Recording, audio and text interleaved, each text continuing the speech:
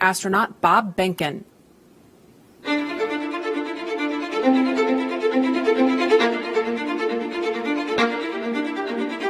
When you go through the launch day preparations, there's a lot of moments that kind of stand out to you. One is the kind of the celebratory piece of it, which is that you're walking out of the suit up room and getting in the vehicle that's going to take you to the launch pad. When you close the hatch, that's really when Doug and I are in the vehicle, and it's our vehicle, and we're really in control of the mission at that point. Test pilots, their task proved that man could fly into orbit around the Earth and return live and well to talk about it. There's always a balance of managing risk as you go forward to execute a test point and figuring out a way to collect the data. We hear a sound. Okay, is that sound an expected sound? Or we see a light, is that light an expected light? What's the source of it? Does it sync up with something else that's going on or not? So trying to dissect all of that in real time in your head is, a lot of things happen like that on launching of a vehicle. From St. Anne, Missouri, he is an Air Force colonel and flight test engineer. He flew aboard Space Shuttle Endeavour twice. Introducing NASA astronaut Bob Behnken.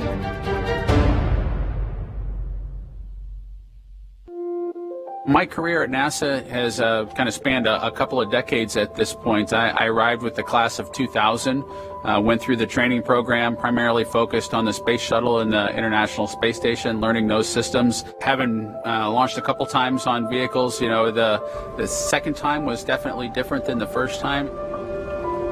You can feel a little bit guilty of, hey, should I study one more thing, or is there one more piece of information I should get? Am I really prepared or not? So that's definitely different between where I was on my first flight and where I'm at right now. It's been really interesting, I think, for both my wife and I to have gone through the process of seeing each other launch in space. I've seen her take that risk and had it be in front of her, and I've done that to her. There's just something different about watching a rocket launch when there are people on board. You feel a little bit differently about the pit of your stomach, and I can only tell you it's multiplied significantly when it's somebody that you know, and then somebody, of course, that's a family member. It's even multiplied more. For me personally, as a spouse, watching everything that Bob has put into this over the last 5 years, the dedication that he's shown, the perseverance is pretty special. For both of us, though, the way our minds work, it won't be until sort of the mission is complete that you have really a chance to savor it and celebrate it. This is a huge accomplishment for an Air Force flight test engineer to be part of the demonstration mission of a brand new vehicle. It's going to be amazing. Without a partner that has that same appreciation, I think it can be challenging for some folks. There's a lot of work and a lot of time that takes away from family that that my spouse appreciates, and I love her for that. Really, my role on the Demo-2 mission is to make sure that we get this vehicle tested and evaluated so that we can move on to more operational missions at the International Space Station. We've got a lot of objectives on board the vehicle that we need to accomplish to really make sure that it's good to go. We'll make sure all those systems are working during the test flight so that the future missions will have them available even if they don't plan to utilize them. Through years of the NASA team, I'm helping to share that experience and teaching them the lessons that we've learned by going through this. Now there's another capability in the U.S. besides NASA to operate something of this magnitude. When is the last time humans launched on a new vehicle? Certainly on the American side, it's been several decades. Now we're in a time when we've got multiple vehicles under development. It's a great time from a space exploration time frame just to see all that happening, and it's because of this nurturing of the environment, being able to pull in a wider group of people who can contribute towards human spaceflight. It's a super cool time. On a deeply personal level, I'm really excited that my son is going to get a chance to see me launch into space. Being an astronaut has been a little bit of an abstraction thing for him because he's seen me do it in old videos, but he hasn't seen me do it for real. And so I'm excited for him to see this launch. I want to thank the entire Commercial Crew Program team that's worked together to get to this point where we've got vehicles and a launch pad ready to head to the International Space Station.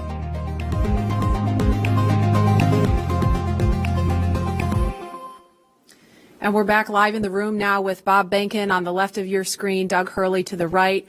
This is such a cool sight here, Leland. This must bring back a lot of memories for you. Maria, it really does. I mean, looking at these new suits and these new seats, it's a little different than what I experienced 11 years ago, but it's all the same. The suit techs, the people around you that have been with you, getting you ready for this mission. It's just an amazing moment, and they're getting excited. You can see, these military guys don't really get that excited. They don't show their excitement like civilians do, but it's a moment of history, and we're getting ready for this momentous occasion. Yeah, and it was pretty cool. We heard that earlier this morning they stepped outside with a cup of coffee in hand. Oh, we've got some visitors in the room now. It looks like SpaceX founder Elon Musk to the right of your screen, and NASA Administrator Jim Bridenstine. Of course, you see a partition there to keep them a safe distance from the crew, but they're in there to say hello, wish them well before they depart the suit-up room. That's really cool to see there, and we can't hear what they're saying, but I'd love to be a fly on the wall in there right now. Lauren, I wonder what Elon is saying. Oh, just probably telling them how honored he is to be able to give them a ride today. And I know the NASA administrator, he talked about this yesterday. I mean, he's met with the crew before today even and said, I've told Bob and Doug, it's not too late to call this off if you have any second thoughts. And of course, they had none. They're super pumped about this, ready to go. And right now it's just, we just need the weather to cooperate. Yeah, I try to think who could potentially be more excited than the SpaceXers, Bob and Doug. Yeah, right. And it's amazing how we have commercial and government working together to send these two NASA astronauts to space safely. It's just it's a great combination of what we can do when we put our minds to things and be creative and innovative and work together as one community. I totally agree, Leland. I see Bob and Doug walking around our headquarters in Hawthorne all the time. They're basically family members. They're in the cafeteria. They're getting a drink from the soda machine. Every now and then, there are times when the teams can have breakfast with them, which is really cool. And we call them the dads. The dads. They are dads. They are, and they're incredible human beings. They really are. They're brilliant. They're sharp. They are excellent to work with, but they're just great people. Yeah, no, I'm really inspired and honored to have known these two guys, and I can't wait to see them launch in space. And I was with you, Lauren, out at SpaceX when we were doing a little tour, and I think you kind of snuck me back in to where they were training, and I got a chance to see them working and training. But when they came back out, I was having lunch, and everyone around was just like, hey, these are our team also. Yes, yes. It's really amazing. And Lauren, you said, you talked about what they're like, and they are just two of the most humble people too. Every time I've seen them do an interview, they're getting asked questions about themselves, right? Because they're the stars of the show. They're the ones getting on the rocket, but they always bring it back to the people who made it possible for them. They're always talking about the NASA team, the SpaceX team working behind the scenes that have sacrificed so much to keep them safe and made sure that they are always vigilant. And I know we've talked about this before too, but if you're not looking for something wrong, you're not doing it right. So the teams, even now, they're always looking for any little thing that could go wrong to make sure that Bob and Doug are safe when they strap in and get going. Absolutely. Around the office, we don't just say, oh, we're launching a rocket, we're launching Dragon. We say, we're launching Bob and Doug. And that human element of this is essentially leveling SpaceX up in a major way today. Absolutely. Yeah, all the technology, all the hardware means nothing if it's all about the people. Absolutely. And we see just a handful of folks in the room, and we've acknowledged the distance that Mr. Musk and Mr. Bridenstine are standing from the astronauts, and of course they have masks on. This wouldn't really look that much different, though, even if we were not in the midst of a pandemic. Leland, you know very well what it's like to live in quarantine, getting ready for a mission, and so this coronavirus situation has just kind of underscored the importance of quarantine and keeping the astronauts protected. But can you speak a little bit about what it's like to live in quarantine, getting ready for a mission? Yeah, we start in quarantine about a week before we come down to the Cape to get ready for launch. And I think that everyone around you that comes to the crew dinners, they have to get checked by the doctors. And so we really make this a very serious thing, even without a pandemic going on. But I think once we get down here, like we have these crew parties for our families, and we can't go to the parties, we have to FaceTime into the parties, but that's a very serious thing, and we only see our spouses at the beach house and have a dinner and celebrate this momentous moment. But it's a very serious thing, even without pandemics going on. Absolutely. And obviously, Doug Hurley and Bob Behnken are two of the best at what they do. And it's starting to really sink in that the mission is on as you see them in their suits there. It's getting real. It's getting real. So I remember the very first time that I saw Bob and Doug in these suits at a crew training event at SpaceX. Not only did they look really awesome, astronauts tend to look pretty cool, but the suits looked like they were from the future. Our team designed the spacesuits to maximize safety and functionality with a little bit of style. And so here's Chris Trigg telling us how the SpaceX spacesuit came to be. I think one of the things that was important in the development of the suit was to make it easy to use, something that the crew just has to literally plug in when they sit down, and then the suit kind of takes care of itself from there. So the suit is really kind of one part of the bigger Dragon system. It's really part of the vehicle. So we think of it as kind of a suit seat system. So the seat that the crew is in and the suit are in a lot of ways working together. And so it made sense that we were designing Dragon in-house to also design the suit. Our spacesuit is completely designed in-house. It's built here in Hawthorne, California, in the same building as the rocket and the capsule. The spacesuit is custom made for each crew member, and that is to optimize the fit for the crew member. We definitely wanted to innovate, and we wanted it to look inspiring, but first and foremost, we wanted it to be safe and reliable. The spacesuit's primary purpose is to protect the crew in the unlikely event that the cabin were to depressurize. But the suit does a number of additional things. It provides cooling and communication to the crew inside of the suit, provides them hearing protection, and the outer layer of the suit is flame resistant, so it provides flame protection as well. When the crew gets in the capsule, they get in their seats and they plug the suit into the umbilical that's attached to the seat. And the umbilical is providing everything that the suit needs. So it provides the avionics or electronics for communications, is providing the air to cool the suit, and then it also provides gas when needed to pressurize the suit. So it's really a single point that lets the suit do all the things that it needs to do. We designed the helmet in-house. The helmet serves a number of different functions. Obviously, it's protecting the crew's head and it's retaining gas like the rest of the suit, but it also houses the microphones as well as the valves that are regulating pressure in the suit. We had to design the gloves so that they would work with the touchscreens, but the gloves also still had to do a number of other things like the rest of the suit, so all of those things had to come together within the glove. It'll be obviously really amazing to see Bob and Doug in their flight suits, and I think one of the things that's cool about the suit is it's not just a piece of hardware, it's not just a suit, it's a very personal thing. It's Bob's suit and it's Doug's suit. And so seeing the two of them in their suits, using it in flight will be just a really amazing thing. Hey, now that you've had a look at the development of the spacesuit, we thought it'd be pretty cool to show you where our astronauts train to be able to fly on board Dragon. Yesterday, Dan and I had a chance to spend some time in our crew training facility here in Hawthorne, so let's take a look. So we are up in the crew training area. This is right where Bob and Doug have been training over the last several months and even years to get ready for this flight. There's a couple of things in the room that we're going to show you real quick. We're going to start off with the cockpit simulator. Now, there are 4 seats inside of Dragon the way it's configured. The 2 in the middle are where the commander and the pilot's seat. So this is the commander seat. This is where Doug Hurley is for this flight. This is the pilot seat. This is where Bob Behnken is. Once they're in their suits, they can plug them into the seats. They get communications, breathing air, pressurized gas for the suits themselves. Everything just integrated into Dragon systems. But most importantly, right in front of them, we have this set of 3 displays.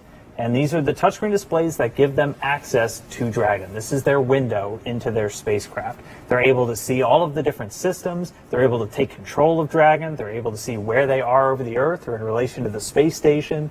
They're able to see even when thrusters are firing. And if you keep your eye on this little dot, you've been hearing some background noise. We actually have recorded noises of those thrusters that they're able to hear and see in real time while they're training. There's also some hard-coded buttons for some of the more important things, like the pyrotechnics, if they need to cut the main parachute after they land in the water, and of course the launch escape system. So they spend a lot of time in here just getting familiar with Dragon's control systems, but you need a bigger picture. You need to put it all together.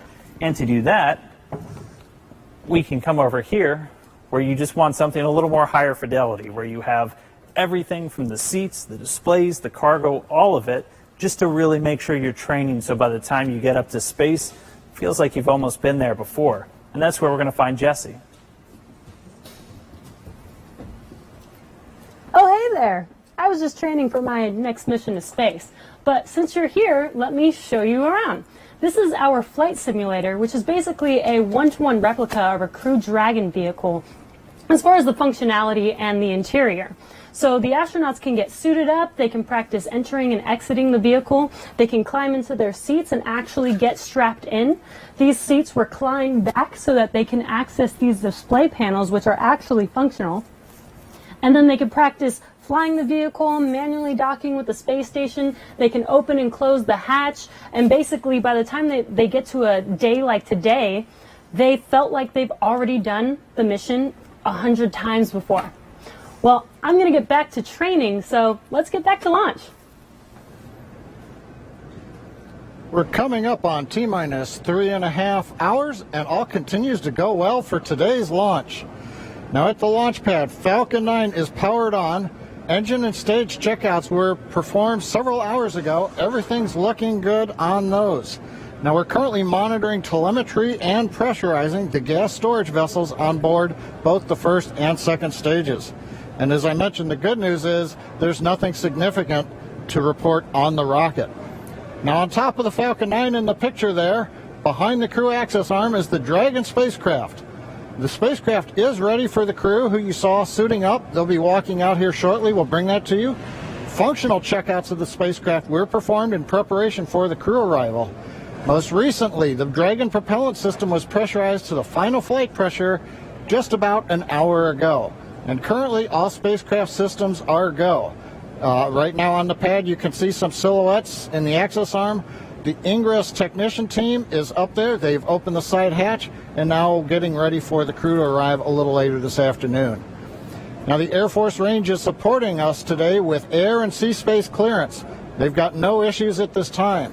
We're also releasing weather balloons. The initial balloons have been released. They don't give us a go for launch, but they start to tell us that things in the upper altitude are acceptable if this trend continues.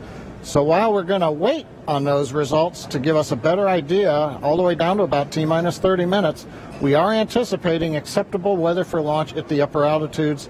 And as you heard earlier, at the ground level, things look like they'll be improving through the afternoon as well as downrange. So things are looking good with both Falcon and Dragon. The weather is cooperating as we count down to liftoff. And we want to see where you're following today's launch from. So let's jump over to Tahira at our social desk. Thanks, John. And I can tell you the excitement is really building online. Right now, we're up to 700,000 people viewing this broadcast. And Launch America is the #3 trending on Twitter in the U.S. So let's take a closer look at what's being said. Looks like we have Astro Joan, who is just so excited to be on the Space Coast and watching this launch from her driveway. And with that, so jealous to all of you in Florida right now that have the ability to just step outside and witness Bob and Doug make this historic moment. Let's take a look at another. So we have Dave Farrell, and this is the Dave Farrell, the bassist from Linkin Park, which is just sick in general. And it looks like his kids coined the term nerve-sighted for today's mission, and this is perfect. I was actually looking for a word to just describe the jitters and excitement leading up to launch. So Dave, thank you for that. I will be stealing that for today's show. So let's take just a broader look at the conversation online right now with this heat map of the United States. So you'll see that the more purple states show the states with the most mentions of Launch America. And with that, it looks like the Florida Space Coast is really coming alive for today's launch, followed by California, home of SpaceX, and Texas, where our mission control is. So great to see all these home teams showing up for today's historic mission. I want to toss it back to Florida, though, because I have to reiterate, if you have a chance to go to Florida and watch one of these launches in person, it's great. I watched my first one last year, and that was the uncrewed test flight of today's mission. And even then, uncrewed, I literally cried. I mean, you cannot describe the emotion that comes over to see this in person. So highly recommend, if you get a chance, go on down to Florida. For those of you just tuning in, we are using the hashtag #LaunchAmerica on NASA's social media channels. So join the conversation with us, and maybe we'll show it during the broadcast. So earlier in the show, we polled users on Twitter to see which of you watched the final shuttle launch in 2011, and the results are in. So, looks like about 40% of you were able to watch the last shuttle launch, but 60% of you weren't. And I have to say, I'm not going to lie, I'm with those 60%. This will be my first time watching humans lift off to space from the U.S., and I am not kidding when I tell you I am literally thrilled to do this and share it with you all today. So the next question we have for you, as Bob and Doug finish their final suit checks, we would like to know if you were in the room with them right now. What would you say to them on social media? Use the hashtag #LaunchAmerica, and we'll show it later on in the show. Now let's head back to Marie at Kennedy. Marie? All right, thanks to Hira. We're looking live at the back doors of the ONC building. Those are the iconic doors that Bob and Doug are going to be walking out in just a minute. But first, we want to pause to honor today's efforts with our national anthem. And the incomparable Kelly Clarkson treats us now with her virtual rendition from her home to yours. Moshe, can you see by the dawn's early light what so proudly we hailed at the twilight's last gleaming, whose broad stripes and bright stars through the perilous fight o'er the ramparts we watched were so gallantly streaming, and the rockets rock alive, the bombs bursting in air gave proof through the night that our flag was still there.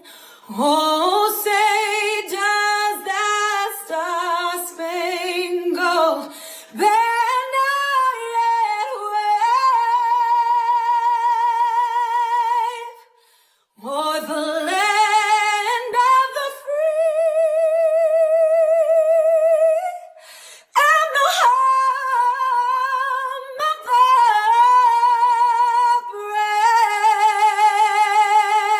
brave? And any moment now, we're going to see Bob and Doug walking out. We're looking at the pad right now, but you guys, that just gave me chills listening to that. And we saw them getting into the elevator, so they're making their way down to the first floor where they're going to be walking out of those doors any moment now. Just so exciting to think, back in 11 years ago when I was going down that elevator and about to walk out those doors, it just brings back these memories of getting human beings to space, working together as a team, and having this entire community around you helping you get off the planet. Yeah, and Leland, I know you have a really cool memory about somebody special that you saw when you walked out of those doors.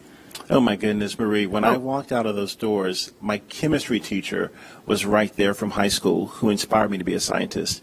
And she said, "Go Leland." And that's what's going to happen when they come out. These people, that, their families are going to be there. I wish other people could be there, but it's just an amazing moment. Yeah, and the shot you just saw there with people carefully spaced apart, we saw them walk out right before the anthem started. It was Vice President Mike Pence along with Elon Musk and Jim Bridenstine. Of course, they left the building just ahead of the crew, so they are standing, we're looking now at the doors, but they're standing just right of that, across from the Teslas. There's also a designated spot for Doug and Bob's immediate families. There's that shot now, so we're looking at the back of Elon Musk, Jim Bridenstine, and Vice President Mike Pence.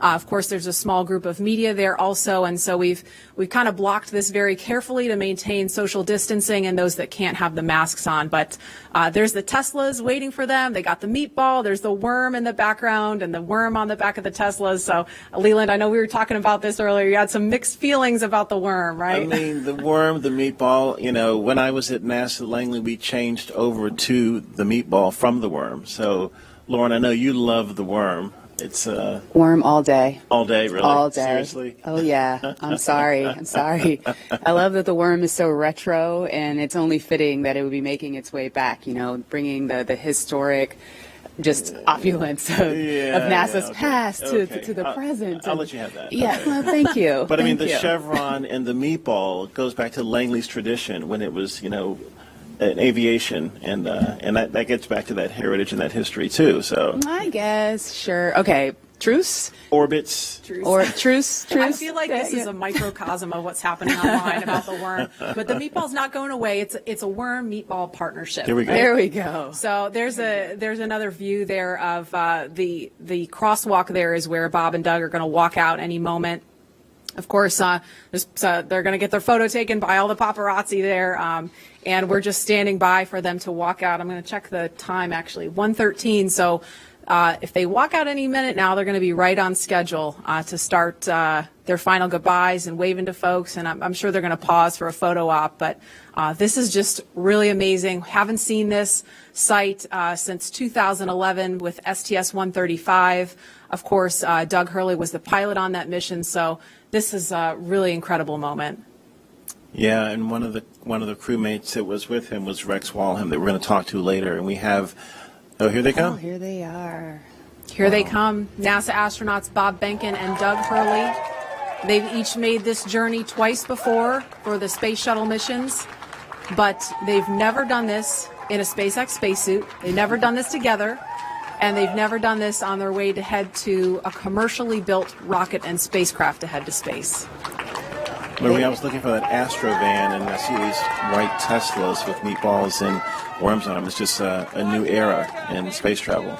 Oh, yeah, they're riding in Tesla Model X's. They've been equipped with cooling units, so once they sit inside, that umbilical that I was referring to earlier will connect to the spacesuit to provide cooling while they're inside of the vehicle. And you can see them talking and waving with their families now. We just saw them do a virtual hug with their sons. Here's Megan and Karen and their sons, yeah. They're the dads. The dads, yeah. It's so awesome. Bob blowing his family a kiss. Doug actually got to take his wife and son up to the pad on the tower. Yesterday they tweeted out a photo. That was so cool. I saw that picture, and it had a prominent worm in the picture, right? Yes. Telling you, worm all day. So they're climbing through those DeLorean doors of the Model X. This is totally from the future. Are they stock? Are they stock Teslas? And then you see in the front seat there, that's our flight surgeon. He's climbing in, and the suit technicians. There's one, Chris Trigg right there, number 12. He is buckling in. They're both, the two suit techs are buckling in, Bob and Doug, and they're connecting that umbilical. And Lauren, I know you mentioned this earlier, but for folks that maybe weren't watching then or can't remember, I mean, we're in Florida. It's super hot, super muggy. So how are they staying cool? There are these portable cooling units. We had one at the ONC building, two at the ONC building. There are two in the Teslas. There'll be two in the elevators, and then two in the white room when they arrive on the crew arm. So we're just keeping that cool air flowing through the suits. There's actually ducting integrated into the suits to keep them cool. And you can see they're saying goodbye to their families. This is awesome. Yeah, it's awesome. That their families get to come up to the window and obviously get a little closer than everybody else. There's Megan and her son. Yeah. Oh my gosh. These are precious moments. This is where what it's all about, as I mentioned before. It's about the people. It's about the families and working together as one community to get Doug and Bob launching off to the cosmos, to the space station. Yeah, it's emotional. It's emotional watching that. It really is. Here we go.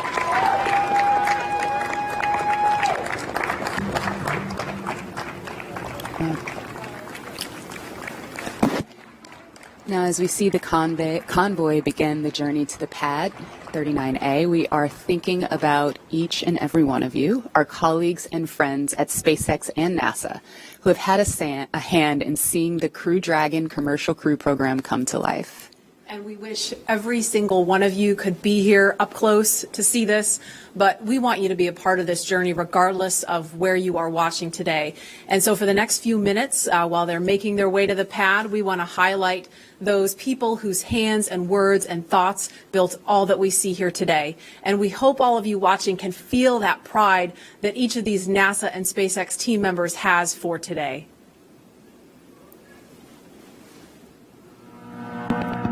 This is Laura Segura from the Commercial Crew Program. We're so excited about this historical day. Congratulations on being a part of the very first mission for human spaceflight, commercial human spaceflight ever. We're behind you, Bob and Doug.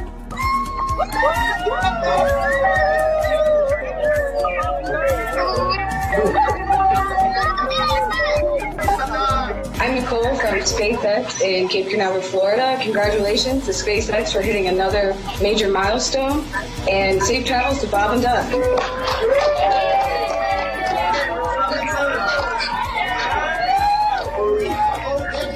Bob and Doug, as the launch vehicle chief engineer, we've got a lot of our launch vehicle team here to wish you a very wonderful safe ride on a Falcon 9 coming up to Demo-2. We're so excited for you. And launch America. It's time to launch. Let's go.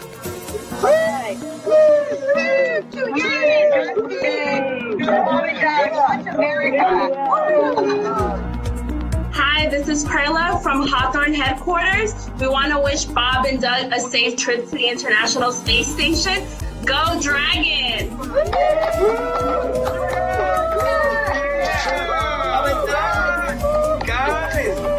It's been 9 years in the making. This is such a historic time, and our team has worked so hard, and we're very excited to be here. Go Bob and Doug!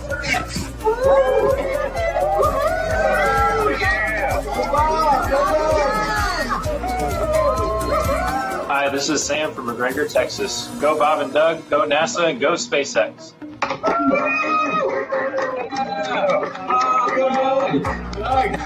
Sean O'Rourke from Johnson Space Center. Bob and Doug, wishing you a great flight. I just wanted to tell you good luck.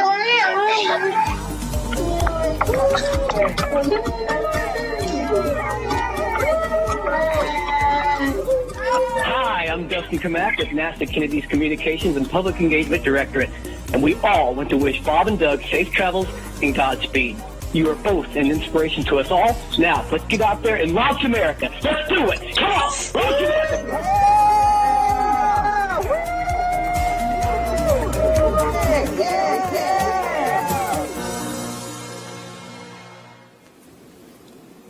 And we are following the convoy. And Leland, Lauren, I don't know about you guys, but I'm so glad that we had the chance to hear from the NASA and SpaceX teams that have been working behind the scenes, because, Lauren, I know you know this all too well. I mean, these people have been working not only for, the last, since 2014 when SpaceX won this contract, but, I mean, working long hours, long reviews.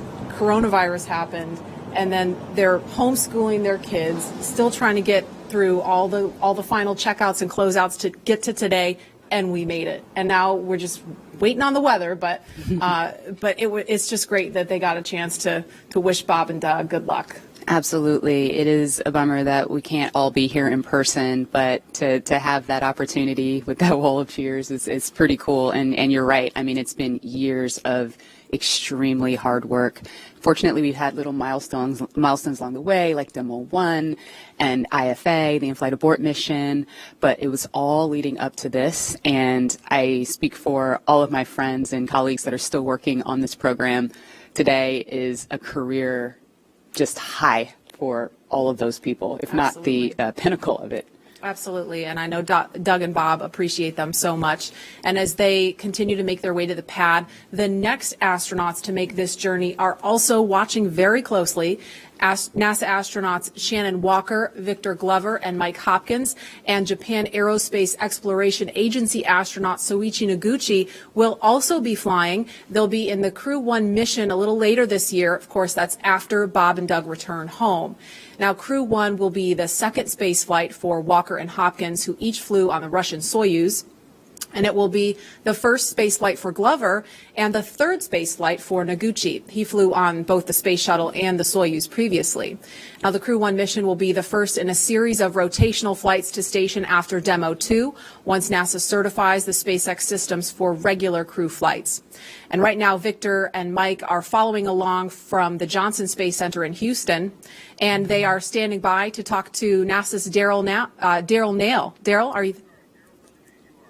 All right, I'm sorry, we don't have Daryl, but as we continue to follow the convoy, we've got actually a little chase car following the convoy. I think we're going to be actually talking to Victor and Mike from right here.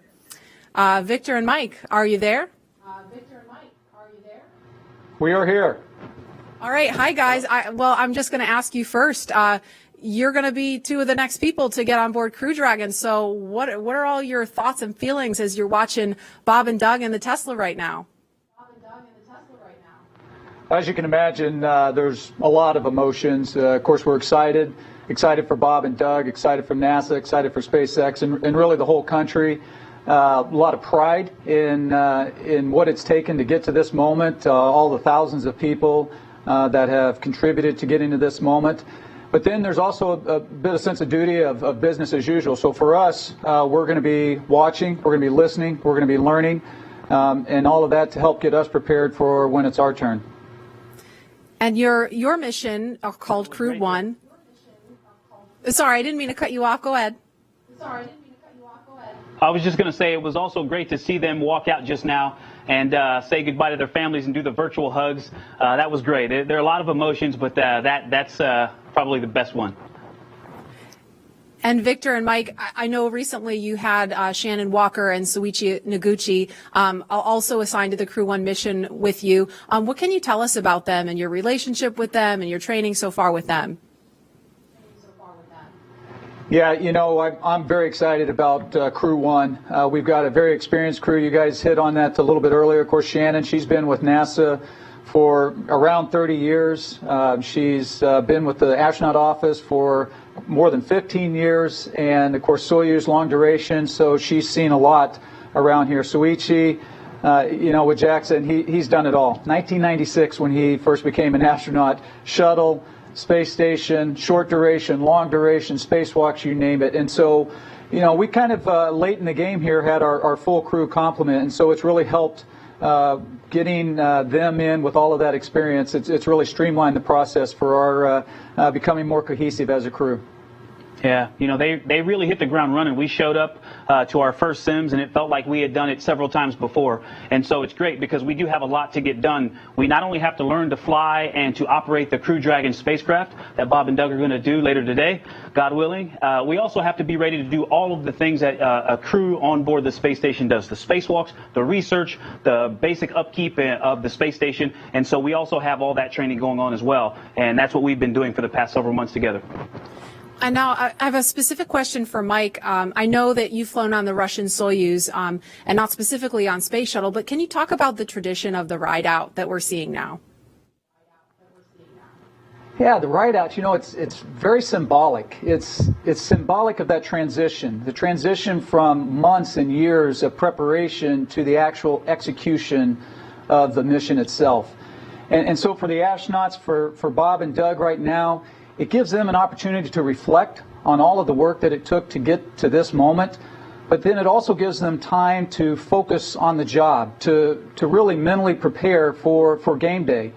And then when you think about DM2 and this particular mission, you know, that's this symbolic of this transition from almost 9 years where we have not had human launch capability in the U.S. to a new age of government and private partnerships that are going to be launching humans into low Earth orbit and beyond. And that's happening right here from the United States of America. And a question for Victor, because I know, if all goes well, when you fly on Crew 1 a little later this year, it's going to be your first trip to space. Can you put yourself in the seat right now, in the car with Bob and Doug? I mean, walk me through what that's going to feel like for you, knowing you're headed to the launch pad, you're going to be launching into space for the very first time. It'll be tough to, or it is tough now to imagine what those feelings are going to be like. We were able to simulate that and run through a day of launch exercise and ride out in the Teslas to the launch pad, up the elevator, up the set of stairs, and out the crew arm to where the vehicle would be. And just that day was amazing to me. We were able to do it with the full convoy and to see what that would be like. And that was overwhelming after being a kid watching something similar to that on television. And so I can't imagine what it's going to feel like on our actual day, but I tell you what, I'm looking forward to it. And again, to go back to that moment where Bob and Doug got to say goodbye to their boys, and Karen and Megan, I can't wait to see my kids standing there. It's something that I look forward to. It's going to be great. Victor Glover, Mike Hopkins, thank you so much, and we can't wait to wish you well and cheer you along on that journey. Lauren? So that was so cool. Now, as you're watching this live from wherever you are, you can send a shout out to the crew with a like or a comment on Twitter or Instagram with the hashtag LaunchAmerica and be a part of this moment. So, Leland, I mean, it looks like the convoy is headed past the vehicle assembly building. We're looking at the pad now. They've got probably about 3 more miles to go at this point. But what do you think that is going through their minds right now? Well, I was watching some video of Bob and Doug, the kind of the lighter side, and I would imagine that the two of them, they've trained so hard, they are meticulous at what they do. They might be telling jokes like we did when we were in the Astro van heading to Pad 39A. You've been together for so long, you know the systems, you know exactly what you're doing, and we had a moment of levity where we would tell jokes, and we wouldn't even tell the whole joke, we would just say the number, because we had said them so many times. And, we were high-fiving, we were chest bumping, we were, getting ready mentally. But it was that moment of just, we've made all this preparation, and now it's game day. We're ready to get up in that vehicle and go to space. And now we're going to go out to Hawthorne for the last leg of the convoy's trek to the launch pad. Dan? Hey, thanks, Marie. So at this point, the convoy's getting really close to Pad 39A, and pretty soon they're going to be entering what's known as the BDA, or the Blast Danger Area. Before any pad technicians, engineers, or obviously our astronauts enter this area around the launch pad, SpaceX and NASA teams do some internal go, no-go polls just to make sure everything is clear. And you already saw people on the arm and the crew's moving in, so everything is clear. This storied launch pad, which has been the beginning point for so many firsts, is the perfect backdrop for today's historic launch that marks a new first and a new era in human spaceflight. But with new vehicles being designed and launched, this launch pad required some major upgrades. That's right, and Daryl Nail is going to show us a couple of those upgrades at Pad 39A, where SpaceX completed a 21st century makeover to help launch us into the next chapter of human spaceflight. We're go, string tight, we're go. Altitude, velocity, light.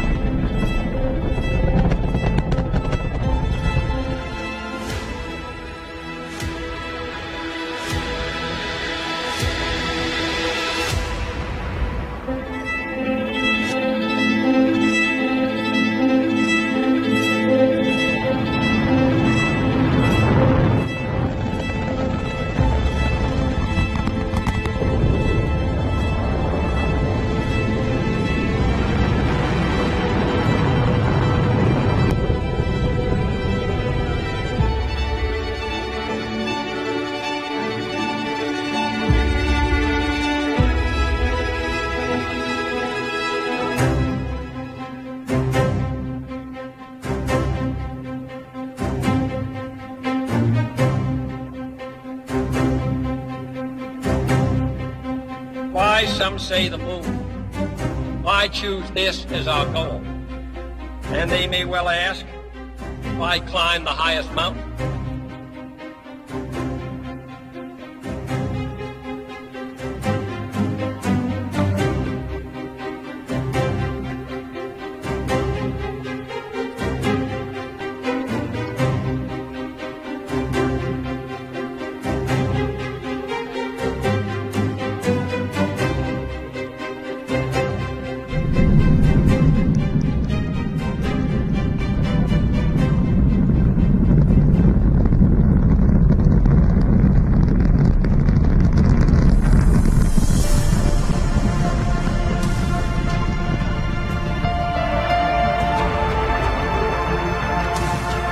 Contact light.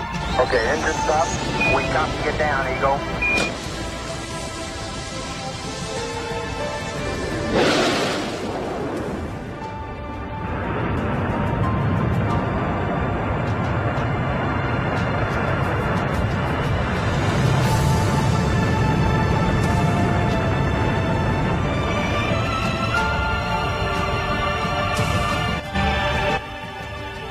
Start. T-minus 10, 9, 8, 7, 6, 5. All three engines up and burning. 2, 1, 0. And liftoff. The final liftoff of Atlantis on the shoulders of the space shuttle. America will continue the dream. Roger roll, Atlantis.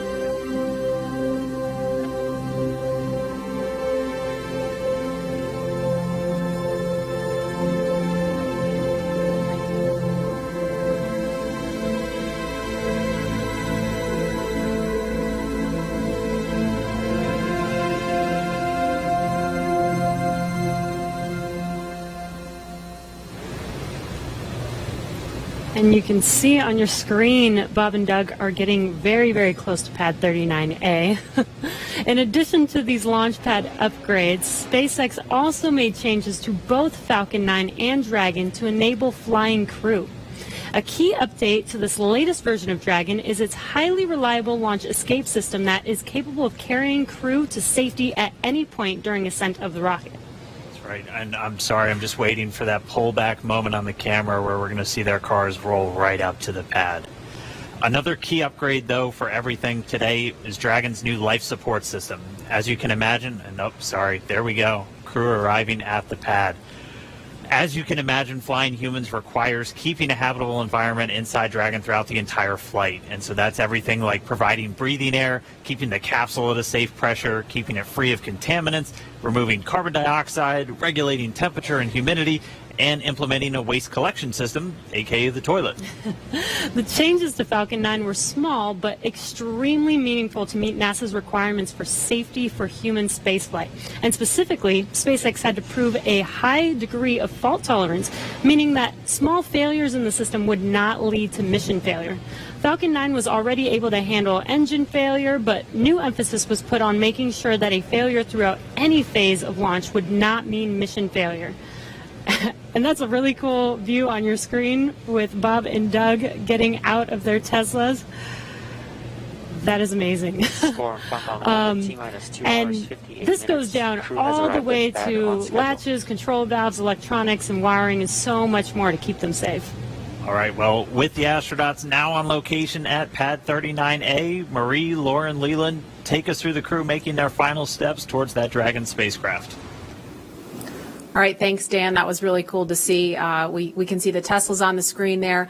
They're going to stop for Bob and Doug to take a little nature break before they make their way up to the pad. And we're expecting it should be about T-minus 2 hours and 55 minutes, so just under 3 minutes from now, we should hear a formal announcement on the loops that the crew is on the pad. So we'll quiet down to listen for that when we get a little closer. But, Lauren, you didn't get a chance to mention while they were driving out there, they have a very cool playlist they had on the way out, right? Yeah, I remember Bob tweeting, what should I listen to on the way out? So here's what they chose. The first is AC/DC's Back in Black. I think he actually tweeted that one, or someone recommended it, which is super cool. And the reason being, they are back. Then they also listened to the elevator music from the Blues Brothers film, that song "Girl from Ipanema." And I believe so. Yeah, got another career. That and meatball loving, but the sort of symbolizing the fact that they're waiting. And the third song was the Star Spangled Banner, the Army French horns version, for very obvious reasons. That one. Yeah, I got to set the mood, set the tone, right, Leland? You know all about that. Little meatball. All good. Mm-hmm. And don't make me come over there, Lauren. So we're looking now at the Crew Dragon capsule on top of the Falcon 9 rocket, the impressive crew access arm. That's that black and white kind of hallway you see there. That's how the crew make their way over to Crew Dragon to climb inside. And that Falcon 9 rocket stands about 230 feet tall. The Crew Dragon trunk, from the bottom of the trunk to the top of the nose cone, that's another 27 feet on top of that. So here in just a couple of minutes, Bob and Doug are going to be making their way up in an elevator. They don't have to climb the whole way. It's just about 10 feet of stairs at the last leg of that trip. And lots of people are weighing in on social media. This person says it's happening, and I can't read the rest of it right now, but lots of people really getting pumped using the hashtag Launch America online. Somebody says they're watching live now and wishing us a fantastic launch. We certainly hope so. Last we heard was a 50-50 chance with the weather, so it's going to be exciting.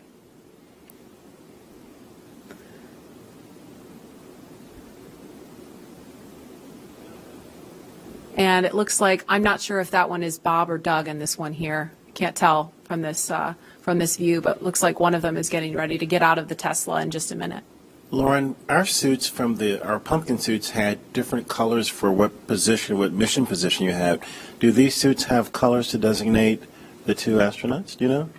Not that I'm aware of, but their names are on the suits. Maybe that helps. Well, we had names too, but yeah. But I mean, if you're trying to find out what suit that you have, I guess it's only two of them, and it could be up to 7 astronauts, though, right? Dragon is capable of carrying 7, but for NASA missions, it's 4. It's just 4. Okay. Yes. There go those doors. I'm going to call them the DeLorean doors. Yes. Can I call them that? Sure. I think that's totally fair game. Acknowledge the inspiration. Yeah. Yeah, for sure. Again, we're looking at the base level there. And Leland, I know we talked about this. You were out here last week and we were talking about how the pad looks so different from the shuttle days. Can you talk about what you remember and kind of how it's different now? Yeah, I mean, the form and the function. I mean, this black pad with the white ticking and, it's a really beautiful. You think about STEM education, but this is totally STEAM, science, technology, engineering, arts, and mathematics. And I think, SpaceX has done an incredible job of making things look really beautiful and functional and everything just fits perfectly. And I think, when we were having our launch pad, there were hoses and things hanging off, but this is a very sleek and elegant and kind of futuristic look at the next era of space travel. And, I just love seeing these Teslas versus the Astrovan. Are they doing selfies? Looks like they're trying to strain to see the top of the Crew Dragon, just taking in the sight. It's pretty high. And I don't know if you caught this one. We could see it briefly on the shot, but the license plate says ISS BND, ISS bound. Oh, you nice. Follow? Nice. Yeah. And hopefully they will be today. We just need the weather to say, it looks pretty nice right now, right? But obviously it's not just what the weather conditions are here. They've got to think about downrange in case of an abort, make sure it's okay for recovery if we get into a situation like that, which is unlikely. So this elevator is going to take them up to level 255. It's not 255 floors, but that's 255 feet. And from there, they'll take, once they get up there, and this elevator is pretty zippy, so they'll get up there pretty quickly, they'll get out, and they'll walk up another flight of stairs to level 265, and that's where they will greet the crew arm. And I don't know, well, obviously Leland's been in the elevator. Lauren, I'm pretty sure you've been out there too, but the first time I rode in the elevator, I was like, whoa, we're really moving in this. Pull some cheese. A little bit of a jolt when it first goes. Yeah, you get used to it. And then the jolt is a little bit more extreme when you get in the rocket and take off. Just a little primer. It's a primer. The doors are opening.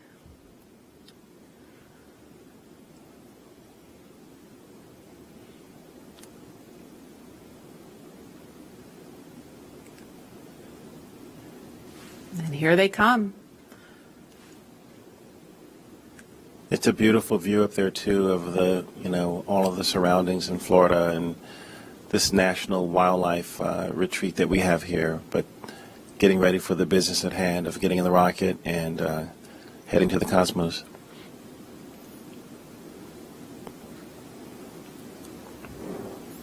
And those are the stairs Lauren mentioned. They're at it's the 255-foot level right now. Yes. I think I said that right. And now they're headed up the stairs to the 265-foot level. That's the level that will take them to where the crew access arm is in the white room. Yeah, that's the view right there that they're looking at.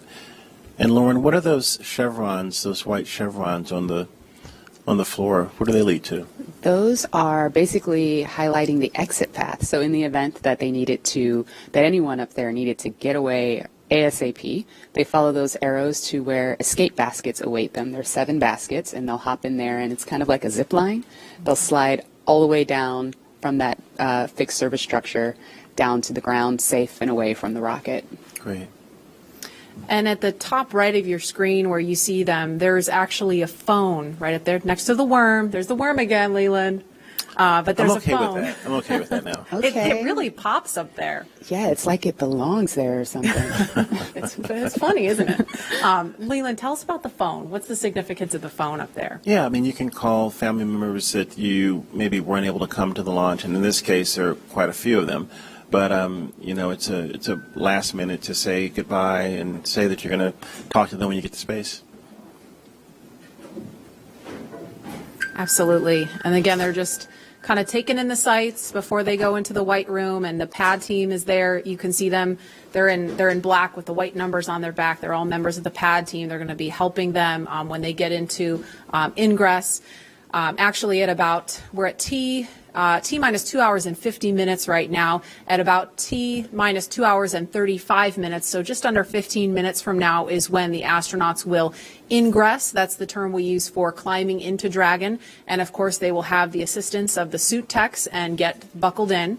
And so we want to head over to Hawthorne now for a preview of what's in store for not just Bob and Doug, but future space travelers. Shortly after we begin to regularly fly NASA astronauts to and from the space station, SpaceX will also begin flying private passengers to station and beyond using Dragon. That's right. NASA is going to be enabling up to 2 private astronaut missions to visit the space station each year, just as part of our support of a broader economy in low Earth orbit. It's just one of the many ways NASA is opening access for companies to manufacture products in microgravity, for new commercial modules in space, and to enable more people to be able to explore the stars firsthand. And the more people out there exploring the stars, the closer we get to becoming a multi-planetary species. Earlier, we showed you a first-hand look at where you would train if you were to fly with us on board Dragon. But now, let's take a peek inside of the spacecraft itself. When we wanted to take Dragon and make it human-rated, I think we took a different approach to spaceship design than has previously been done, because we wanted this to feel like a 21st century spaceship. We wanted it to inspire another generation of astronauts. Really, everything, when you look at Dragon, was driven by function. We took into account everything from the placement of all the cargo supplies to the light rail on the top, doubled as a handhold. Probably one of the biggest features of Dragon are the touch screens on the inside. We designed them not just to be very functional, but But with a user experience in mind, it's very intuitive to know what we need to do at any given moment in time. When I think about comfort for the astronauts, it's really every aspect of how you could interact with the spaceship that comes to mind. We have 3 different seat sizes. We even go so far as molding the foam around the astronaut's body so that there's not any pressure points, and it's just generally a pleasurable journey to space. Dragon is a spaceship that's all about safety and reliability. We designed it to be 2-fault tolerant, which means that any 2 things could fail. So I could lose a flight computer and a thruster, and I could still bring the crew back home safely. We also added a launch escape system. If anything goes wrong on ascent, the crew can get away from Falcon and get picked up safely. I've worked on Dragon since 2012. When I see Dragon lift off, I think I'm going to feel a buildup of emotion of 8 years of working with some of the best engineers and technicians across the country that put their heart and mind into making this incredible moment happen for everybody. You guys have started on schedule.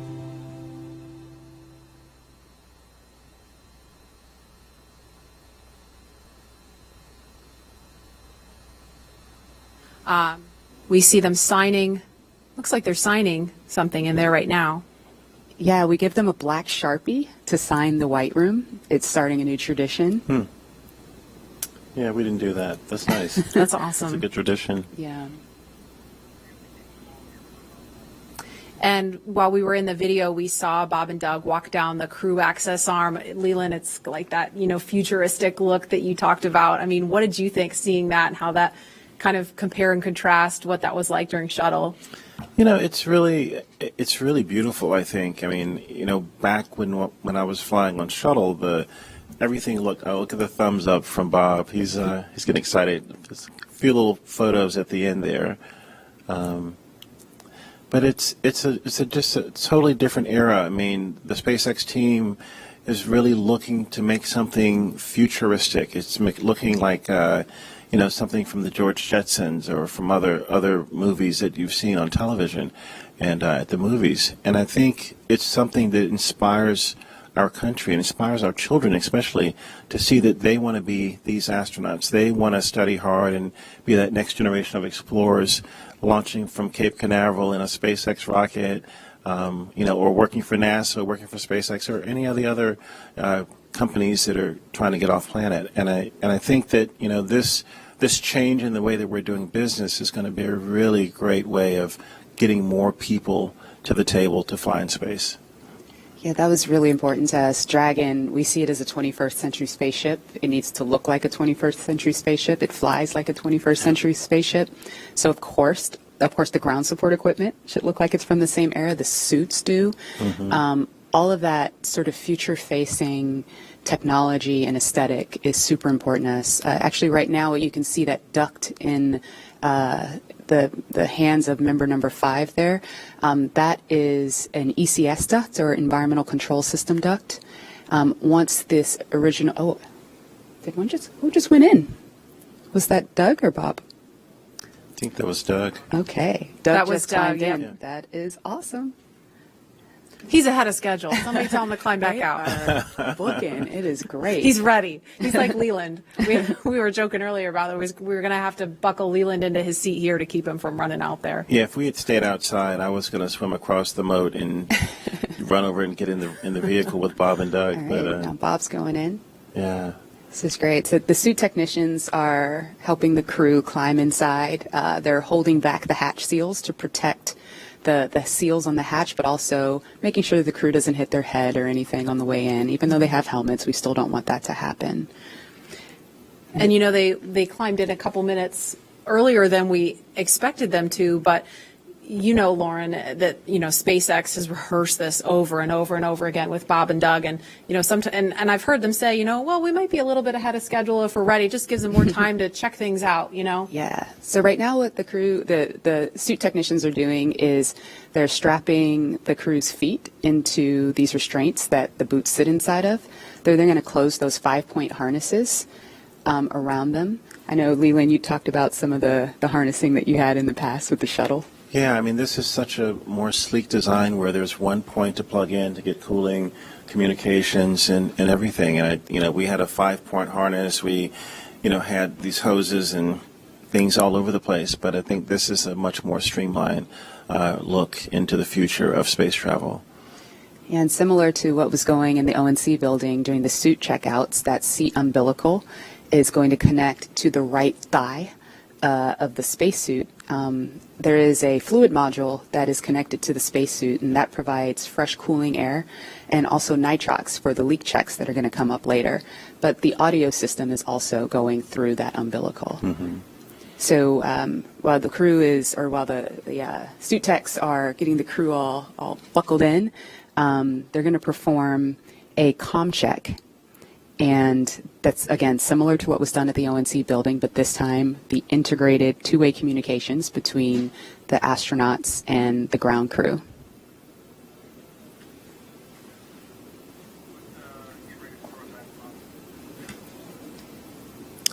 And we're going to head back to Hawthorne now, as we just saw Bob and Doug ingress Crew Dragon. Dan?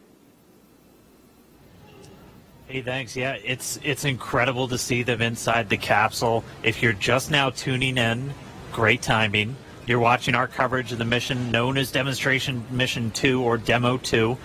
Today, SpaceX and NASA are going to be sending people into orbit on a mission to the International Space Station for the first time from U.S. soil since 2011. Bob Behnken and Doug Hurley are those astronauts flying in Dragon. They're inside. That's Doug Hurley really close to our screen and Bob Behnken on the further seat away from us. And they are getting ready to lift off from pad 39A, where Falcon 9 will lift off around or at 4:33 p.m. Eastern Time. They already ascended the tall structure next to the rocket, which is called the fixed service structure, and walked down the corridor known as the crew arm. And now they're already boarded inside of Dragon. Yeah, right before they got in, we did see them pause for a moment and actually sign the wall. They were in the White Room. And the White Room is just literally that room at the end of the crew arm that has an opening into Dragon. It's the last place on planet Earth where Bob and Doug are standing before they get into Dragon for their ride to the space station. And the term the White Room was first used during NASA Gemini missions, where the room right before entering into the spaceship was painted white. So we've continued the tradition with painting ours white as well, and also started a new tradition. If you just saw, they did sign the White Room wall, which is really, really awesome. It's a fairly small area that has room for the crew and a few ground support members to complete cargo load at T-minus 24 hours and crew ingress at T-minus 2 hours and 35 minutes. And ingress is how we refer to the crew boarding Dragon. And inside the White Room, there's also a movable platform that just gets extended out to the capsule just in order to bridge that gap between the crew arm and the Dragon side hatch, just allowing easy entry into Dragon. And as you might expect, the entire area is environmentally controlled just so the Dragon side hatch can be kept open while we're keeping all of that dust, dirt, Florida humidity out of the capsule, making sure it's pristine for the crew. There's also a big seal that's inflated and compressed against the capsule right now just to help maintain that clean environment. The White Room also has lots of tools in order to open the side hatch, complete crew ingress as they're doing right now, and prepare for any contingency or emergency that may be encountered. And so as we just heard from Lauren and Marie and the team, they're getting into this capsule now. They're getting their seats connected to their suits via that umbilical that's going to give them hardline connections into audio for their comm checks, which are going to be coming up shortly. And again, breathing gas and pressurized nitrox for those suit leak checks. So this will be the second time since getting suited up that they've done these leak checks. We're just kind of all about redundancy and constantly checking our systems as we continue to count down. But I mean, there they are. Right now we're watching Bob and Doug getting into Dragon, getting strapped in. Before they connected their suits to the actual seats, they did something called a foreign object debris check, or a FOD check.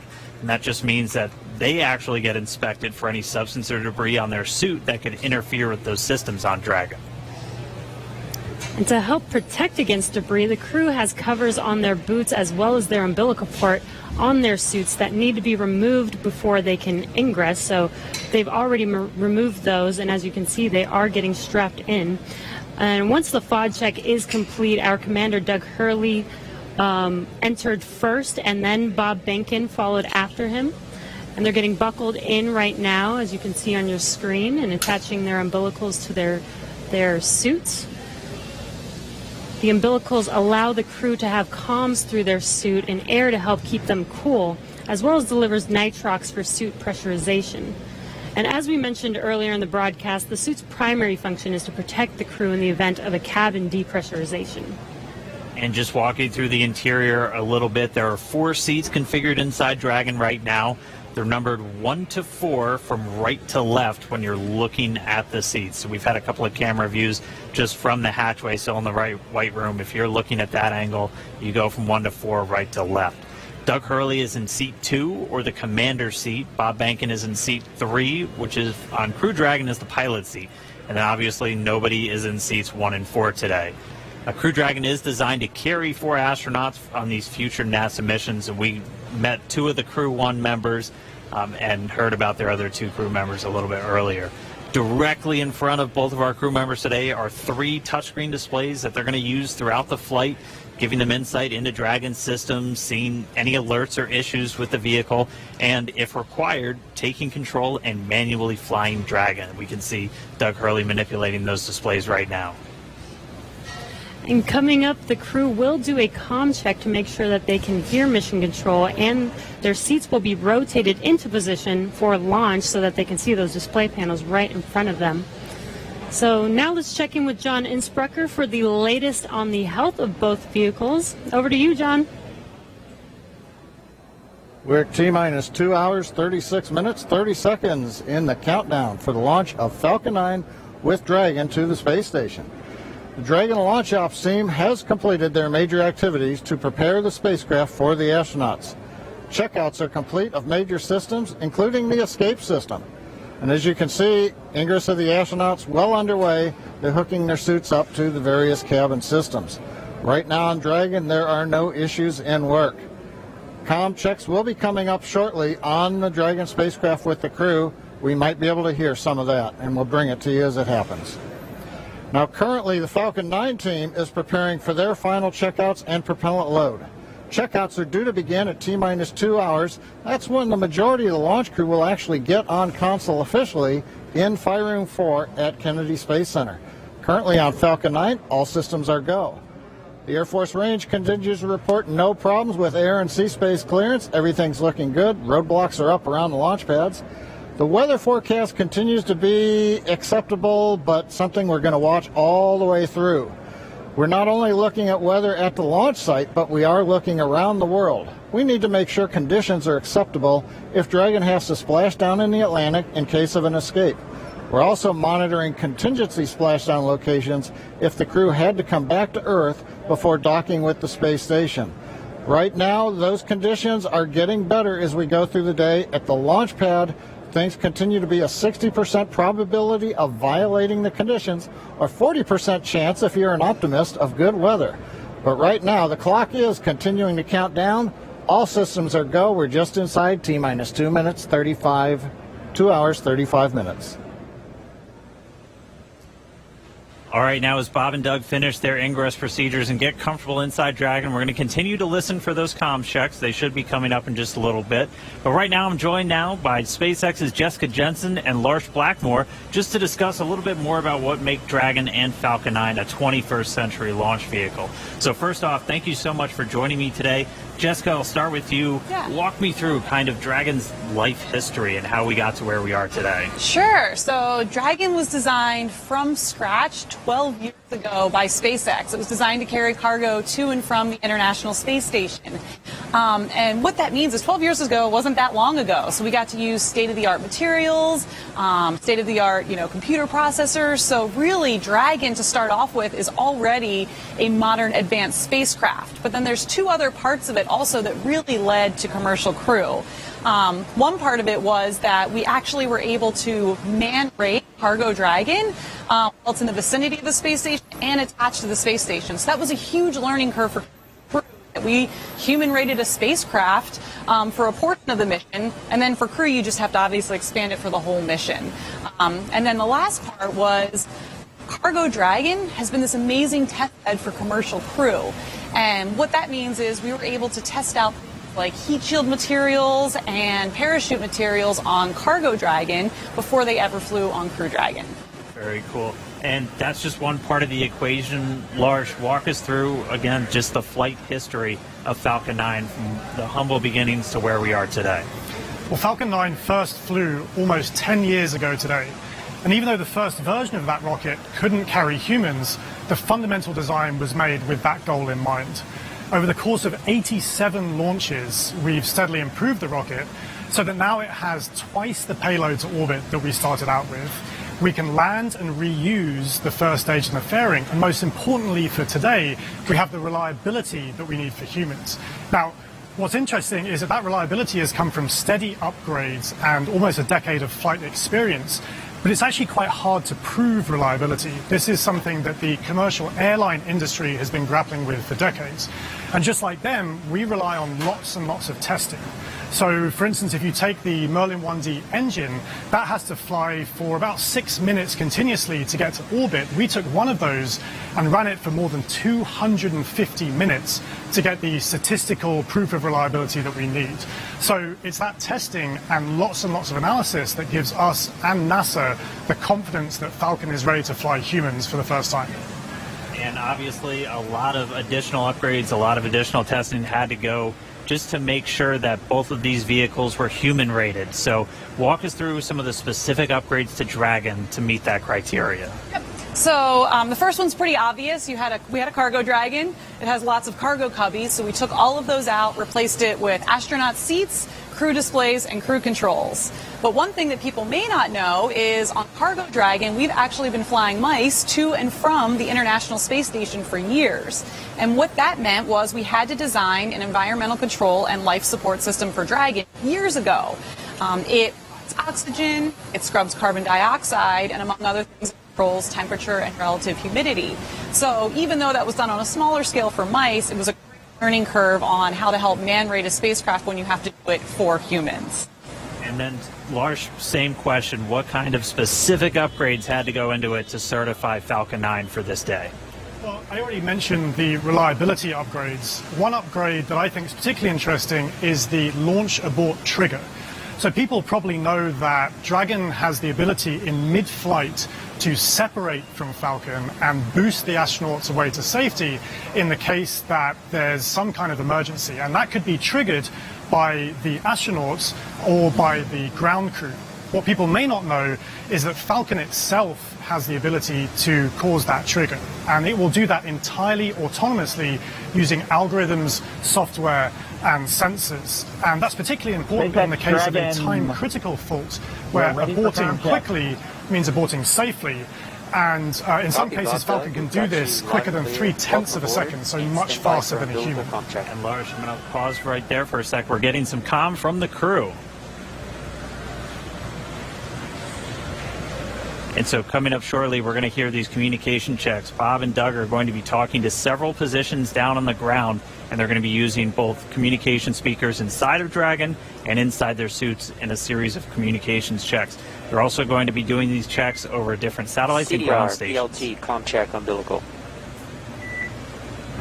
CDR, loud and clear. PLT, loud and clear. Core, loud and clear. Umbilical, comm check complete. Stand by for ground station comm check.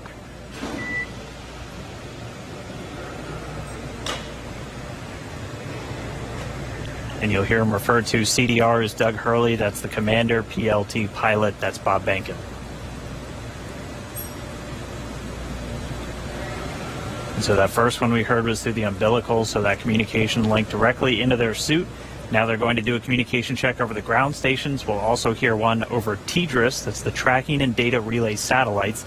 Same satellites we use to talk to the International Space Station. That's what we'll be using to talk and track Dragon throughout its entire flight.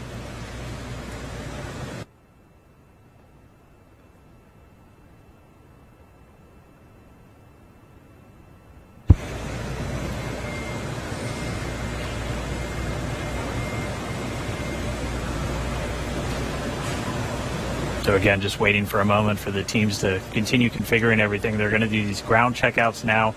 And you're going to be hearing them talk directly to the core. It's the crew operations responsible engineer. That's essentially the Capcom if you followed NASA missions in the past. It's a position right here in Hawthorne at SpaceX Mission Control, which is just a few feet away from us, where the team's going to be watching over Bob and Doug for their entire flight. That's where the main person whose job it is to talk to them is going to be sitting. We'll also hear them do some checkouts with the launch director down there at the Cape inside firing room 4.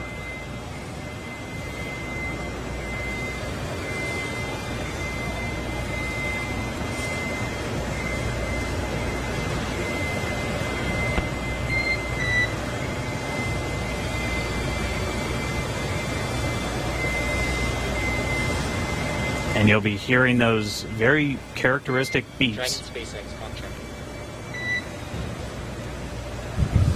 SpaceX Dragon, weak but readable. Copy. We have you the same. Stand by. We're still configuring for ground station contract. Dragon up.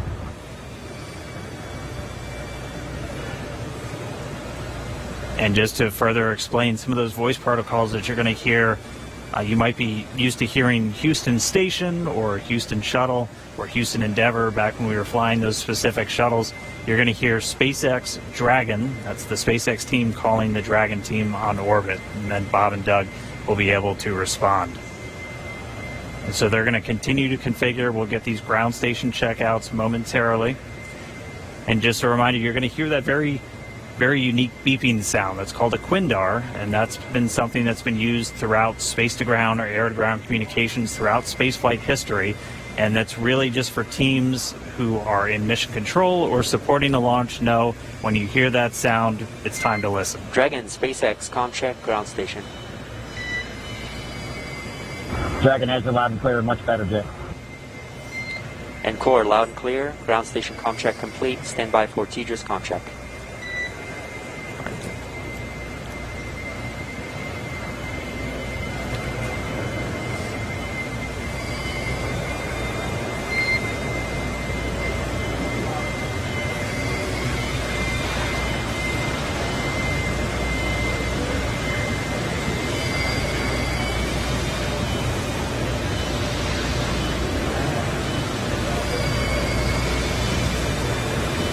Dragon SpaceX ComCheck TDRS.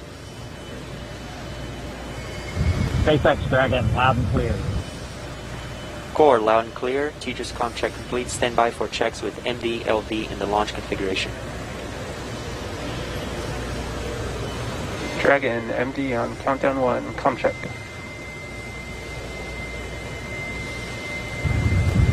Jason, we've got you loud and clear. How you doing? Doing great. How are you guys doing in there? Stand by for ComChecks. Great day to launch a spaceship. Agree. And stand by for ComChecks over Dragon to ground. Dragon MD on Dragon to ground. ComCheck. Loud and clear. MD loud and clear. Stand by for ComChecks with LD. Dragon, launch director on countdown 1. ComCheck.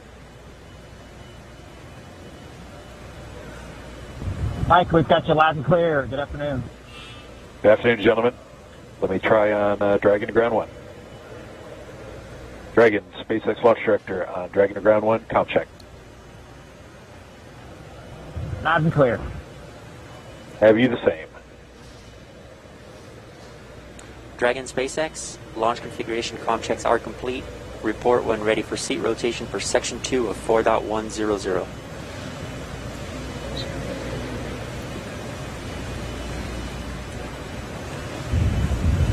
SpaceX Dragon, we're ready for seat rotation. Copy, ready for seat rotation. We will report when initiating. All right, so that wraps up those communications checks. Everything going good with the spacecraft. Bob and Doug talking to the teams on the ground. Pretty soon they're going to get their seats rotated. Bringing you back inside Hawthorne real quick, I do want to thank Jessica and Lars for joining me real quick, giving us that great insight into Dragon and Falcon 9. Hope you guys got a good spot staked out to watch a launch today. Great to have you on. Absolutely. All right. Excited. So we're going to throw it now down to Gary Jordan at Mission Control Houston, who I know is also following along. Over to you, Gary. Thanks, Dan. Great to hear good checks from Bob and Doug in the Dragon vehicle. Here in Mission Control Houston, Flight Director Zeb Scoville has pulled space station flight controllers, and all systems are go for launch. Essentially, the station is prepared for Dragon to arrive 19 hours after launch. Flight controllers here will continue to monitor the countdown, but really it's up to the teams in Kennedy and Hawthorne to get us to liftoff at this point. So we want to hear your comments as we continue to count down to launch. So let's go to the social desk now. Tahira. Thanks, Gary. So taking a quick look at those numbers right now, there are now 1 million people watching our coverage, and Launch America is up to the #1 trending hashtag on Twitter. So let's take a closer look at what's being said online. Okay, so right now we have Art Alexandria, and it looks like she's got a personal self-portrait, cosmic for sure, in her NASA flight suit. And guys, this is what I'm loving seeing online with this hashtag, is how everyone around the nation is making this launch uniquely theirs. And I want to point out one line in her post that says, "I believe that no matter how far the future is, we are on our way towards it." And guys, I couldn't have said it better myself. That's what today represents. Let's take another look. Oh my goodness. Okay, so right now we have Jessica with her space pup getting ready for liftoff. And guys, I'm not going to lie, we love to see it. So please, if you have any space pets, comment using hashtag LaunchAmerica. As you can see, everybody is thrilled to be a part of this launch today, and I know of one special guest in particular. I'm so pleased to welcome Diana Cohort of Physics Girl. Diana, I hear you have a burning question for Mission Control, so go for it. Hi, Tahira. Thank you so much for including me on this incredibly special day. I'm Diana from the YouTube channel Physics Girl, and I've always been so fascinated by space and especially space exploration because we bring together so many people for such a complicated task to send a rocket up into space. So my question is along the lines of what goes into a mission like that? What we all know, I think we're familiar with how much preparation and training astronauts have to do, but preparing for a mission like this and maybe preparing in the future for a mission to the moon or to Mars, what kinds of things does the whole team have to do in order to prepare to launch a rocket? So Diana, that is such a great question because, I mean, sometimes I think it does get overlooked what all goes into making a moment like this happen. So Gary, what has the team there in Mission Control been doing to prepare for this historic launch? Thanks, Tahira. And Diana, that's a fantastic question. Really, the operations here are not just starting today. There has been a lot of training and a lot of simulations that have been going into preparing for this moment, really preparing and getting everyone familiarized with every step of the mission from launch all the way through docking and throwing different scenarios at them just in case something were to happen. Every flight controller you see behind me will be prepared to respond effectively. Now, I do want to make a shout out that it's not just the flight controllers here in Mission Control Houston that have dedicated so much time to this launch. In fact, I've been talking to Zeb Scoville, the flight director here in Mission Control Houston, who said that even before he was a flight director back in 2014, they were working on some of the operations for commercial crew missions. But really, this team expands across the country. You've already seen a lot of people working in Hawthorne, in Florida, in Houston, and really it takes an integrated and dedicated team to make a mission like this possible. Diana, thank you so much for the question. And really thanks to everyone sending in questions and for sharing in this historic mission today. Remember, as you're posting, to use the hashtag LaunchAmerica. I do want to make a shout out to the flight controllers here in Mission Control Houston. In fact, some traditional flowers have been sent to Mission Control Houston. This dates even back before the shuttle days for every mission to dedicate it to the operations and the controllers here who are working so closely and are integrated in every part of the mission. But now let's head over to Hawthorne for the latest status on the crew and on Dragon. Dan. All right, thank you, Gary. As you can see, Bob and Doug in a little bit different position now. Their suits have been rotated to the launch position.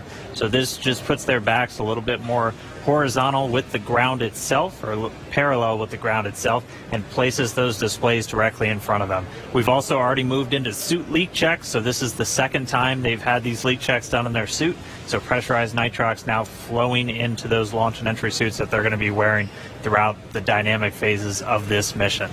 So right now we are under 2 hours and 20 minutes from launch. We're about 2 hours and 18 minutes and counting from liftoff of the Falcon 9 from the Kennedy Space Center in Florida. It's going to be carrying our NASA crew members today, Doug Hurley and Bob Behnken, aboard SpaceX's Dragon spacecraft. It's been a really exciting day so far. We're fighting against that weather, but we're continuing to press on for launch. The crew has been up since about 6 a.m. as they prepare to head to the International Space Station for part of this Demo-2 mission for NASA. And as you can see on your screen, it looks like they're just waiting and getting ready for this mission today. It's been such an exciting day so far. Again, as Dan said, their seats are rotated into launch position so that they can see those screens that you see there on the left side right in front of them. Their suit leak checks have been complete. Their comm checks are complete. So let's throw it over to Lauren in KSC. All right. So Dragon hatch close is expected at T-minus 1 hour and 55 minutes, and we are just pretty close to that. It's getting really, really close. So this is one of the the final key visual milestones on that timeline to lift off, the closure of that hatch and locking Bob and Doug inside. Now, we have a couple of special guests joining us with Daryl at the OSB-2 viewing location. That's NASA Administrator Jim Bridenstine and SpaceX Chief Engineer Elon Musk. Daryl? That's right, Lauren. We're here on the 5th floor. We were supposed to be outside on the balcony overlooking pad 39A, but we have come indoors due to the weather. But we are here with two titans of space. And though it might look like this is a reunion of a 90s boy band, it is not. We are socially distanced for good reason. But we are here to talk about space. And I want to thank you both and tell you both it's a privilege and honor to be with you today. We're going to start off with you, Jim, and ask you a couple questions here. I want to ask you, first of all, it's been almost 3 years that you were sworn in as NASA Administrator, and you knew from the very first day that you would be right here at the Kennedy Space Center in this moment when a commercial partner was ready to launch. Tell me what it's like to be leading NASA at this very moment. So I want to be clear. I did not know that when I got sworn in. I will tell you, a lot of folks said it couldn't be done. But of course, as soon as I got the job, Elon and I have had a number of conversations. Elon committed that this was something that SpaceX could achieve. We've had challenges. We've had setbacks. We've seen catastrophic losses of capsules and challenges with parachutes. What's that? On the ground, uncrewed. I want to be really clear. Tests, but that's what's unique about SpaceX. SpaceX can do things that NASA historically has not done. They test, they fail, they fix, they fly, they test, they fail, they fix, they fly, until the point where we are today, where not only is SpaceX comfortable, but NASA is comfortable. We are ready to go. But if you would have told me even 2 years ago we'd be right here, I might have even been questioning it then. But this is a monumental achievement. It's a Herculean task by the SpaceX team, which we're very grateful for, and also by the NASA team that has been working hand in glove with them to get to this point. And it's good we have Jim and Elon both here to fact check each other, so that's good. Thank you for that. Elon, in 2002, when you started SpaceX, many in the aerospace industry didn't take SpaceX seriously. You remember what that felt like. Yet here you are. You just sent 2 astronauts in a car made by your car company to launch pad 39A with a spacecraft made by your space company. And now they're launching the International Space Station. So I'm wondering for you, in this moment, do you just pinch yourself thinking, is this really happening? This is a dream come true, I think, for me and everyone at SpaceX. This is not something that I ever thought would actually happen.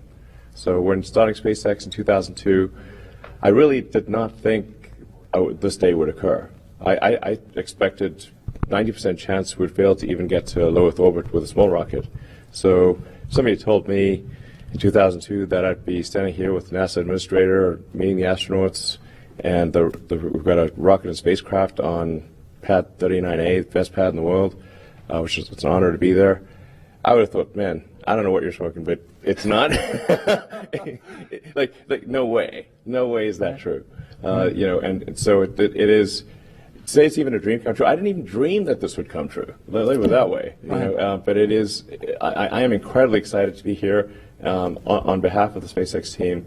And as Jim said, this really is the culmination of an incredible amount of work by the SpaceX team, by NASA, and by a number of other partners in the process of making this happen. It's really, you can look at this as the results of 100,000 people, roughly, when you add up all suppliers and everyone working incredibly hard to get to make this day happen. So it's really hard to believe that this is real. And you're here, and it's amazing, and many of us have been amazed as we've watched you accomplish these things over the years. Jim, back to you. This is all about the commercialization of space. And so in the early going for commercial crew program, it wasn't something NASA was used to. You know, Mercury, Gemini, Apollo, Shuttle, NASA gave the designs and the contractors went out there and built it. This is different. It is. They're building it now. What were some of the hurdles that you had to overcome to get to this point? Well, I think getting people to recognize that when the government provides both the demand and the supply, you're limited in what you're able to do.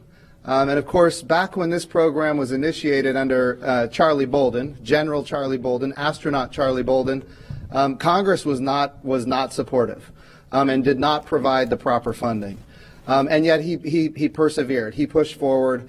And now I think everybody recognizes we have to commercialize space. We've had success now with commercial resupply of the International Space Station. Now we've got commercial crew to the International Space Station. Eventually we need commercial space stations. So what we're using the International Space Station for right now, we're proving that we can compound pharmaceuticals in a way that you cannot do on Earth. We're able to create immunizations in a way you cannot do on Earth. We're printing human organs in 3D. Right now it's just tissue, but eventually we're going to print human organs in 3D using adult stem cells, your skin cells, your own DNA.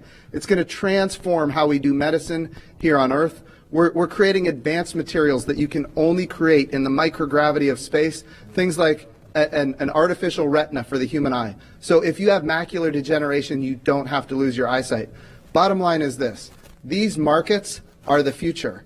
And when they materialize, and they are materializing because of the work of NASA, we're going to see capital investment, not just into launch, but also into habitation. And that ultimately is what's going to be transformational for commercial space.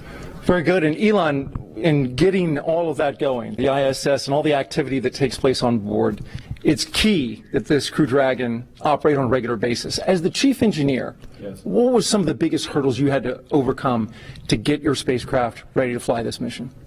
Well, the spacecraft and the rocket have gone through literally thousands and thousands of tests and reviews, both by SpaceX, by NASA, by third parties. We've also, as Jim was alluding to, we've done a lot of flights. So one of the things I think that's very helpful about this flight, about what we're about to do, is that the rocket has flown many times. Mm-hmm. In fact, even in this, essentially this configuration, it's flown about 20 times. Mm. So that means we really have, I don't want to tempt fate, but a well-proven rocket. And we've flown Crew Dragon to the space station once, successfully brought it back. We've done a tremendous amount of testing on the ground, and when we do the testing on the ground, you always push the limits. Mm-hmm. So you want to try, you push it way beyond what you'd expect in flight. So sometimes you break it because you kind of want to break it on the ground during testing to see what the limits are. Mm-hmm. So this is a result, like I said, of thousands of tests, of thousands of design hours, and a tremendous number of smart people working incredibly hard to make this day happen. And you've got 2 astronauts on board now. Yes. Do you feel that responsibility? Yes, absolutely. I felt it, I think, most strongly when I saw their family just before coming here. And did you say anything that you can share? So we've done everything we can to make sure your dad's come back okay. Thanks for sharing that with us. Jim, you had some words with the astronauts. What was your take on how they were feeling? I will tell you, Doug Hurley, Marine Corps test pilot, of course, veteran of multiple space shuttle missions. Bob Benkin, flight test engineer, United States Air Force, again, veteran of multiple space shuttle missions. This is not new to these guys. All I could do is convey to them how much all of America appreciates what they're doing, that the entire world is watching, and just how grateful we are as a nation. And I will tell you, their demeanor is loose. They are ready to go. They were joking around. They were talking about what they had for breakfast and how it might come up later. It was steak and eggs. Yeah, I saw that. Yeah. Right. So it was nice to see. They are in their element, and we are just so grateful and proud of them. Well, that's good to hear. That gives you great confidence, I'm sure, in your positions as you hear that. We're going to go to a social media question, and we've got this question coming from Brooklyn. And she wants to know, I noticed some changes in the crew spacesuits. They look much thinner and lighter. What changes in the space capsule allow to have these futuristic suits? Well, we spent a lot of time designing the spacesuit. I personally spent a lot of time on the spacesuits. It took us 3, almost 4 years to design suits that both look good and work well. So you can see a spacesuit in the movie, looks good, doesn't work. And then you can make a spacesuit that works but doesn't look good. Because fundamentally it's a pressure suit that's got to survive in vacuum. Right. So so it tends to puff up, when it's under pressure, and it's got to handle all that pressure. So it took us many iterations to get the suit to. We really wanted to look great. Fundamentally, what it's about is like we want to inspire kids to say that one day they want to wear that uniform. They want to wear that spacesuit, and get them fired up about, I want to be an astronaut. I want to work on aerospace engineering. I want to advance space flight. And I think what today is about is reigniting the dream of space, and getting people fired up about the future and excited. It's just one of those things that I think everyone, from all walks of life, from all parts of the political spectrum in the United States and elsewhere, should be really excited that this is a thing that is made by humans for humans, and it's just a great, exciting, inspiring day, and it's one of those, like I said, one of those things that makes you glad to wake up in the morning. Yeah. Functional and inspiring. And there's one on a model right over there, and you got me so excited, I might run over there and put that thing on, Elon. Yeah. They're kind of custom tailored, by the way. I think you won't fit in that one, but we could make one that you would fit in. Well, I appreciate you. I appreciate you saying that. Because I'm 6'8", so you're gonna have to do a lot of sewing. Well, and the Dragon spacecraft can take someone who's 6'8". My size. Yes. This commercial thing, I'm getting excited. Yes. Yeah. I'm ready to fly, Jim. Yeah. Sir. We've got another social media question we're going to ask. Ashton J. wants to know, how do you think that launching astronauts on American soil for the first time since 2011 will revolutionize future missions? Yeah, so what we're doing here is unlike anything we've ever done before. We are not purchasing, owning, and operating the hardware. We are turning to commercial industry. And going back to the spacesuits, it's the same for the capsule, it's the same for the rocket. We did not tell industry what to build. We gave them top-level requirements. We said, here's the requirement for payload. Here's the requirements for safety. And then we let the innovators, commercial industry, American commercial industry, innovate. And they came up with solutions that had never been dreamed of before. And that's the success of this program. So we're really revolutionizing how we do spaceflight. And I really think when we look into the future, we're going to see these models of doing business with public-private partnerships apply not just to low Earth orbit, which is what we're doing today, but we're taking this model to the moon and even on to Mars. And I hear something about Tom Cruise shooting a movie at the International Space Station. Is that right? I'll tell you what I told Elon just yesterday, and that is this.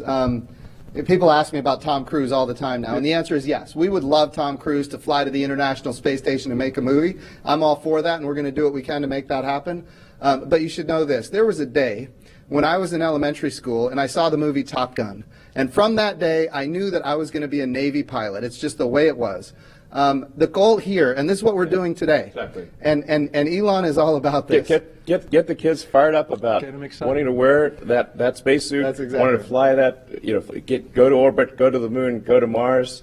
reigniting the dream of space, and just getting people of all walks of life, young and old, excited about the future. Excited. I think anyone who has within them the spirit of exploration should love what's going on today. And if we can get Tom Cruise to inspire an elementary kid to join the Navy and be a pilot, why can't we get Tom Cruise to inspire the next Elon Musk? That's what we need. We need a new generation of many Elon Musks, and that's what this launch is about today. I want to say, speaking of this inspiration piece, it's not by chance that we have the Secretary of Education of the United States of America here.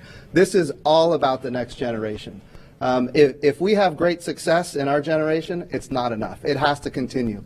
The challenge with the Apollo program is that it ended. What we're doing now is sustainable, and that's why we have the public-private partnerships and commercial capabilities that are coming online. Very good. And the good news for Tom Cruise is he does a lot of his own stunts. Yeah. So in zero gravity, he should get hurt a lot less. I think it's going to be super cool. Yeah. And as Joe said, it's like this is going to, you want to capture the public imagination, have them see cool things happening in real orbit, real space stations. It's like, I think I'd want to watch that movie.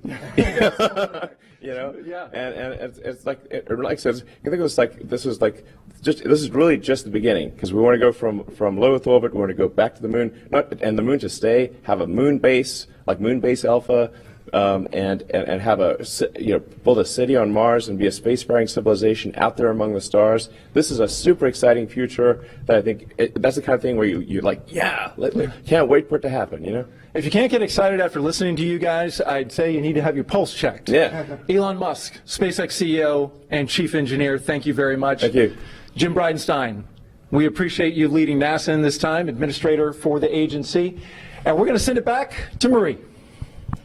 All right, thanks a lot, Daryl. We saw in the meantime, while that interview was going on, the hatch actually closed. So that happened a few minutes earlier than we expected to.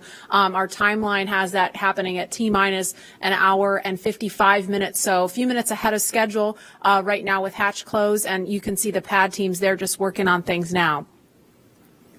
Yeah, right now it looks like what they're doing is, what are they doing? So they perform a leak check. There's a mechanism there called a side hatch mechanism. That is what actually closes the hatch and seals it. And what we'll do is perform a leak check on that for a few minutes to make sure that that's nice and tight, that those O-rings are sealed really, really well. And after that, we will install the, you can see the leak check ground support equipment there in the technician's hands there. And while we're watching this, Leland, I mean, we just heard them talk a lot about inspiring the next generation. And you're a man of many talents. I know after your flights yourself, you used to head the head of NASA education. I mean, what did that stir up in you? Marie, what Elon said about reigniting the dream of space is so important, that we get our young kids thinking about themselves being in these seats. And when I first became an astronaut in 1998, I was riding on the back of a fire truck celebrating John Glenn's return to flight on a space shuttle. And I saw these two little kids. They had on orange pumpkin suits. And when their dad turned them around to look at me on the fire truck. And it was almost as though when they saw my face, they started launching into space with rocket fuel because they were inspired, because they saw someone who looked like them. And I think that if we can reignite this dream through SpaceX's launch, through the partnership with NASA, we can get so many more kids to believe in themselves and know that they can be just like Doug and Bob flying on the SpaceX Dragon. Absolutely. I mean, it's really just breathtaking to see them there in their suits now and looking at the screens in front of them. Lauren, I know we've talked a lot about the spacecraft. We've heard about that. But for folks that maybe are just tuning in, what are they looking at in front of them now? Yeah, so they have 3 different touch screens in front of them. Overall, that whole assembly there is called the control panel. So you'll have those 3 LCD touch screens in front of them where they have the displays are showing them details on the vehicle's pressure, its temperature. There's audio control. That center screen has the procedures that they're going through today on day of launch. You can also see the vehicle's attitude. You can see its velocity, its apogee, its perigee, its inclination, details on the status of the hatch, the thermal control system loops, basically all the cool stuff that helps them have situational awareness of the vehicle. That's displayed on those displays. Additionally, there are some actual buttons on that button panel that you see down below. And some of the things that allow them to do is if the crew ever needed to do any sort of manual overrides like that right in the middle, right underneath that center LCD screen, that's the crew's ability to initiate an abort. It's called an abort handle, and it's right in the middle where both crew members could use it if they needed to. And the audio controls are also on those button panels. When they're not in their suits, there's actually speakers that are coming off of the control panel that allow them to hear mission control, hear the core, hear ISS when they're not in their suits where the audio systems are integrated into that. And we see them using the touch screens now. Leland, what's your take on this? Because this has got to look totally different from what you were looking at during shuttle. Touch screens. We had these displays and these buttons, and it was one of those moments when I'm looking at this now when I had knee boards that had procedures and things on there, and the procedures are now all run in that middle screen, and the malfunctions and the things that you do to mitigate problems with the vehicle if something happens, it's all controlled right there with the two of them. And so it's a radical departure from what we did with the shuttle. But it's, again, ushering in this new era of space travel. For post-ingress brief and a check on how that suit air feels about now. And we're going to listen now for an announcement We're ready. about hatch closer. Copy. Well, today we are not tracking any issues on Dragon and F9 currently.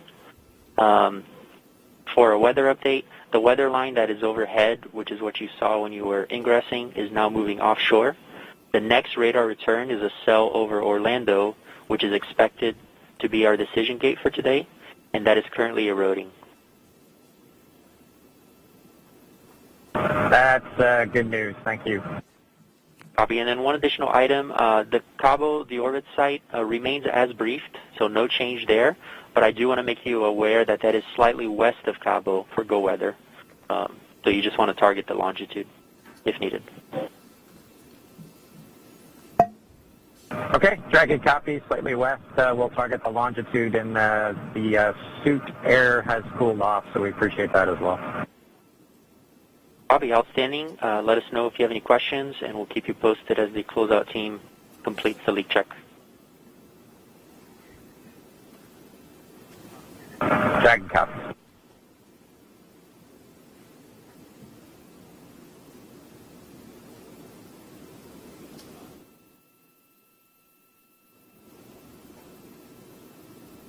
So what we actually heard was a little bit more discussion about the weather, still looking at things, and we're about a minute away from an announcement about hatch closure. Excuse me.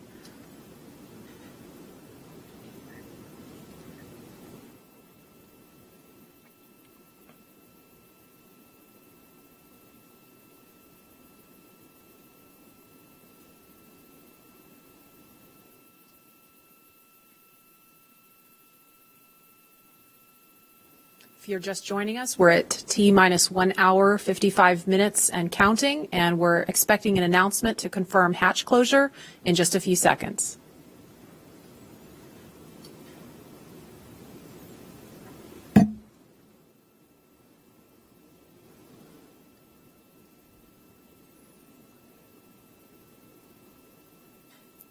Dragon, SpaceX, for comm checks with Falcon 9. Go ahead. Okay, we are ready for that at that time, if you are ready. We are ready.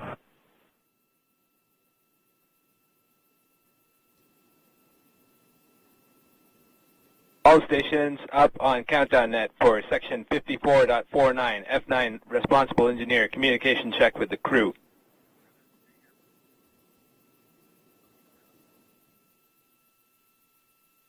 Start with guidance, navigation, and control.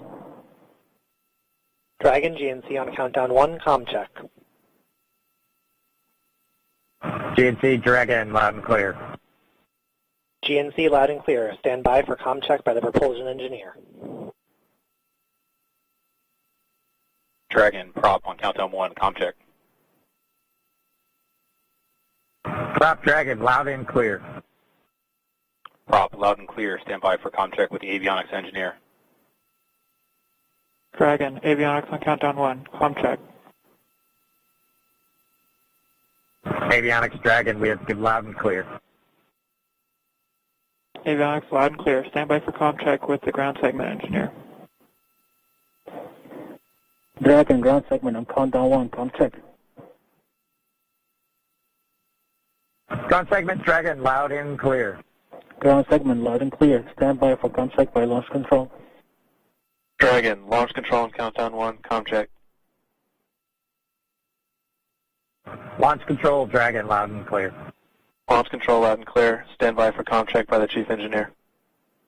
Dragon, chief engineer on countdown 1, comm check. Bala, Dragon has you loud and clear. Chief engineer, loud and clear. This completes the F9 responsible engineered comm checks. Dragon, chief engineer on Dragon to ground. Go ahead, sir. I was just doing a comm check on this loop. Good luck, guys, and buckle in.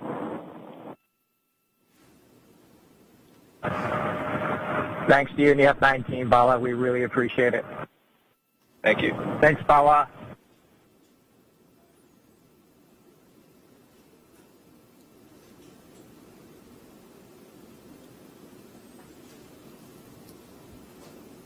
So we just heard a series of comm checks there, and Lauren, I don't know if you want to describe a little bit more about why that's important. And we heard the acronym GNC. They said guidance, navigation, and control really quickly, and then went back to the acronym GNC. Can you kind of explain to folks what that means? Yeah, the launch chief engineer, Bala, as you heard them thanking him towards the end, initiated a comm check with all of the different subsystems that those engineers that are on console and those operators today, and talking with the crew, making sure that they were able to communicate with them bidirectionally, and just handing that check off from all of the different stations on console today. That was really, really cool. We obviously don't do that when there's a satellite on top of the rocket, so this is the first time for a real flight that we've done that operation. It's very awesome. And now that the hatch is closed, a lot of the work of this team is done, but I mean they're obviously not finished. They're not ready to leave the white room just yet. You were talking to some folks about what's going on in this room now. Yeah, that's right. They should be completing the hatch leak check.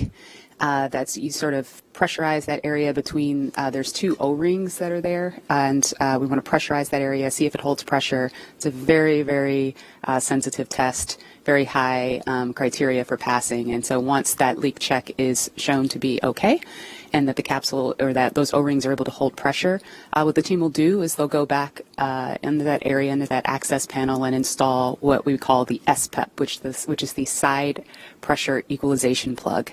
Once that is plugged, you've really closed everything up. And when the crew splashes down, what they'll actually do is pull that plug to equalize pressure across the hatch so that you don't cause the hatch to buckle due to a pressure, or sorry, the hatch or the capsule, the weldment, any of the vehicle to buckle due to a pressure differential.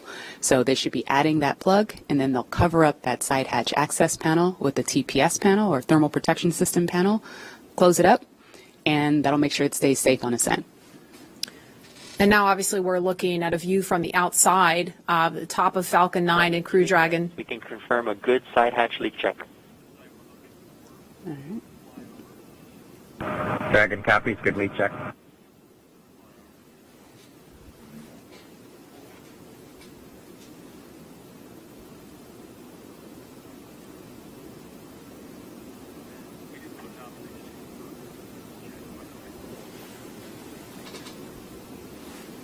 And we just heard confirmation of a good leak check.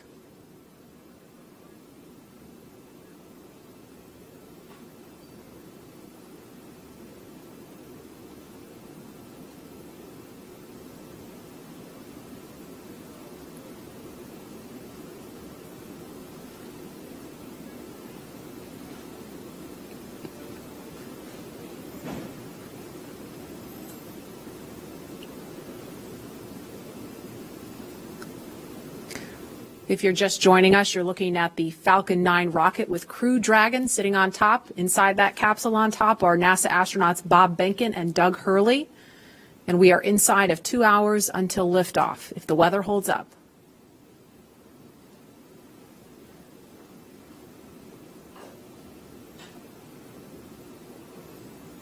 There's another stunning aerial view of the crew access arm extended out towards Crew Dragon. That is the final path that the astronauts took to climb aboard Dragon before they strapped into their seats and the hatch closed.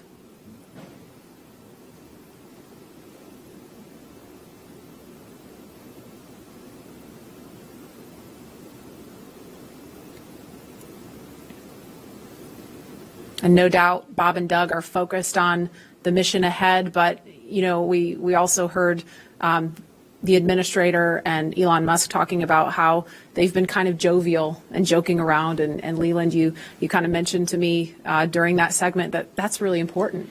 It really is, Marie. When we were in the vehicle, after we got to this point when the hatch was closed, we were all going back to those moments of our training, when we were going through, ascent and entry training on the shuttle and just different phases of flight that we would be going through. And we would think about some of our instructors who got us there. In our crew notebooks, we would have names of people that were very impactful in making sure that we were perfect in our training. And that looks like a view of Air Force One. Flying near Launch Pad 39A for a special guest to have a special view of the astronauts on the launch pad. President Trump on board, making his way to Kennedy Space Center to hopefully view a launch at 4:33 this afternoon.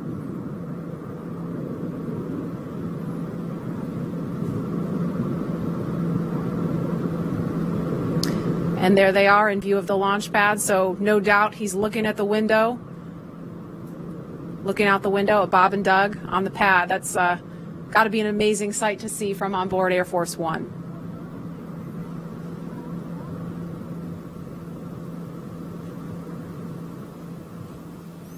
And we are at T-minus 1 hour, 46 minutes, 22 seconds and counting from launch. And guys, the last time we actually did a little bit of research when we found out that the president was coming. The last president to witness a launch from here at Kennedy Space Center was Bill Clinton. That was back in October 1998 for STS-95. So it's been a minute.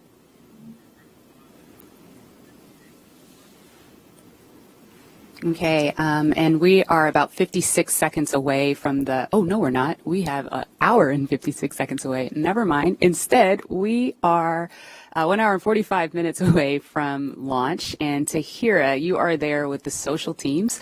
I bet you are seeing some excitement on all the things we just saw on the screen there. Hey, Lauren, like you said, things are really ramping up on social media right now, especially seeing that hatch close and also just watching this flyover happen. We are up to 1.7 million viewers across all of our social media channels. And let's check out what people are saying on Twitter right now. So it looks like we've got more creativity still going on. Some people are crying with pride in Houston. Feel it. We even have Elizabeth Banks, who from the Hunger Games. That's awesome.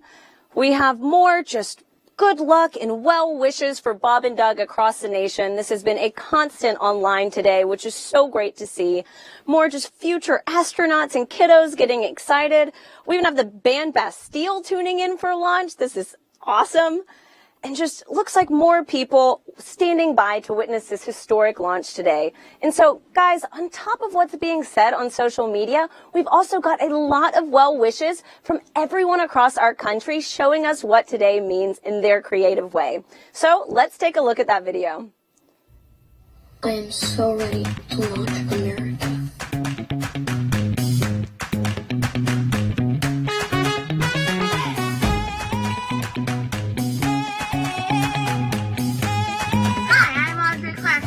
This baking soda rocket, and I'm gonna launch it.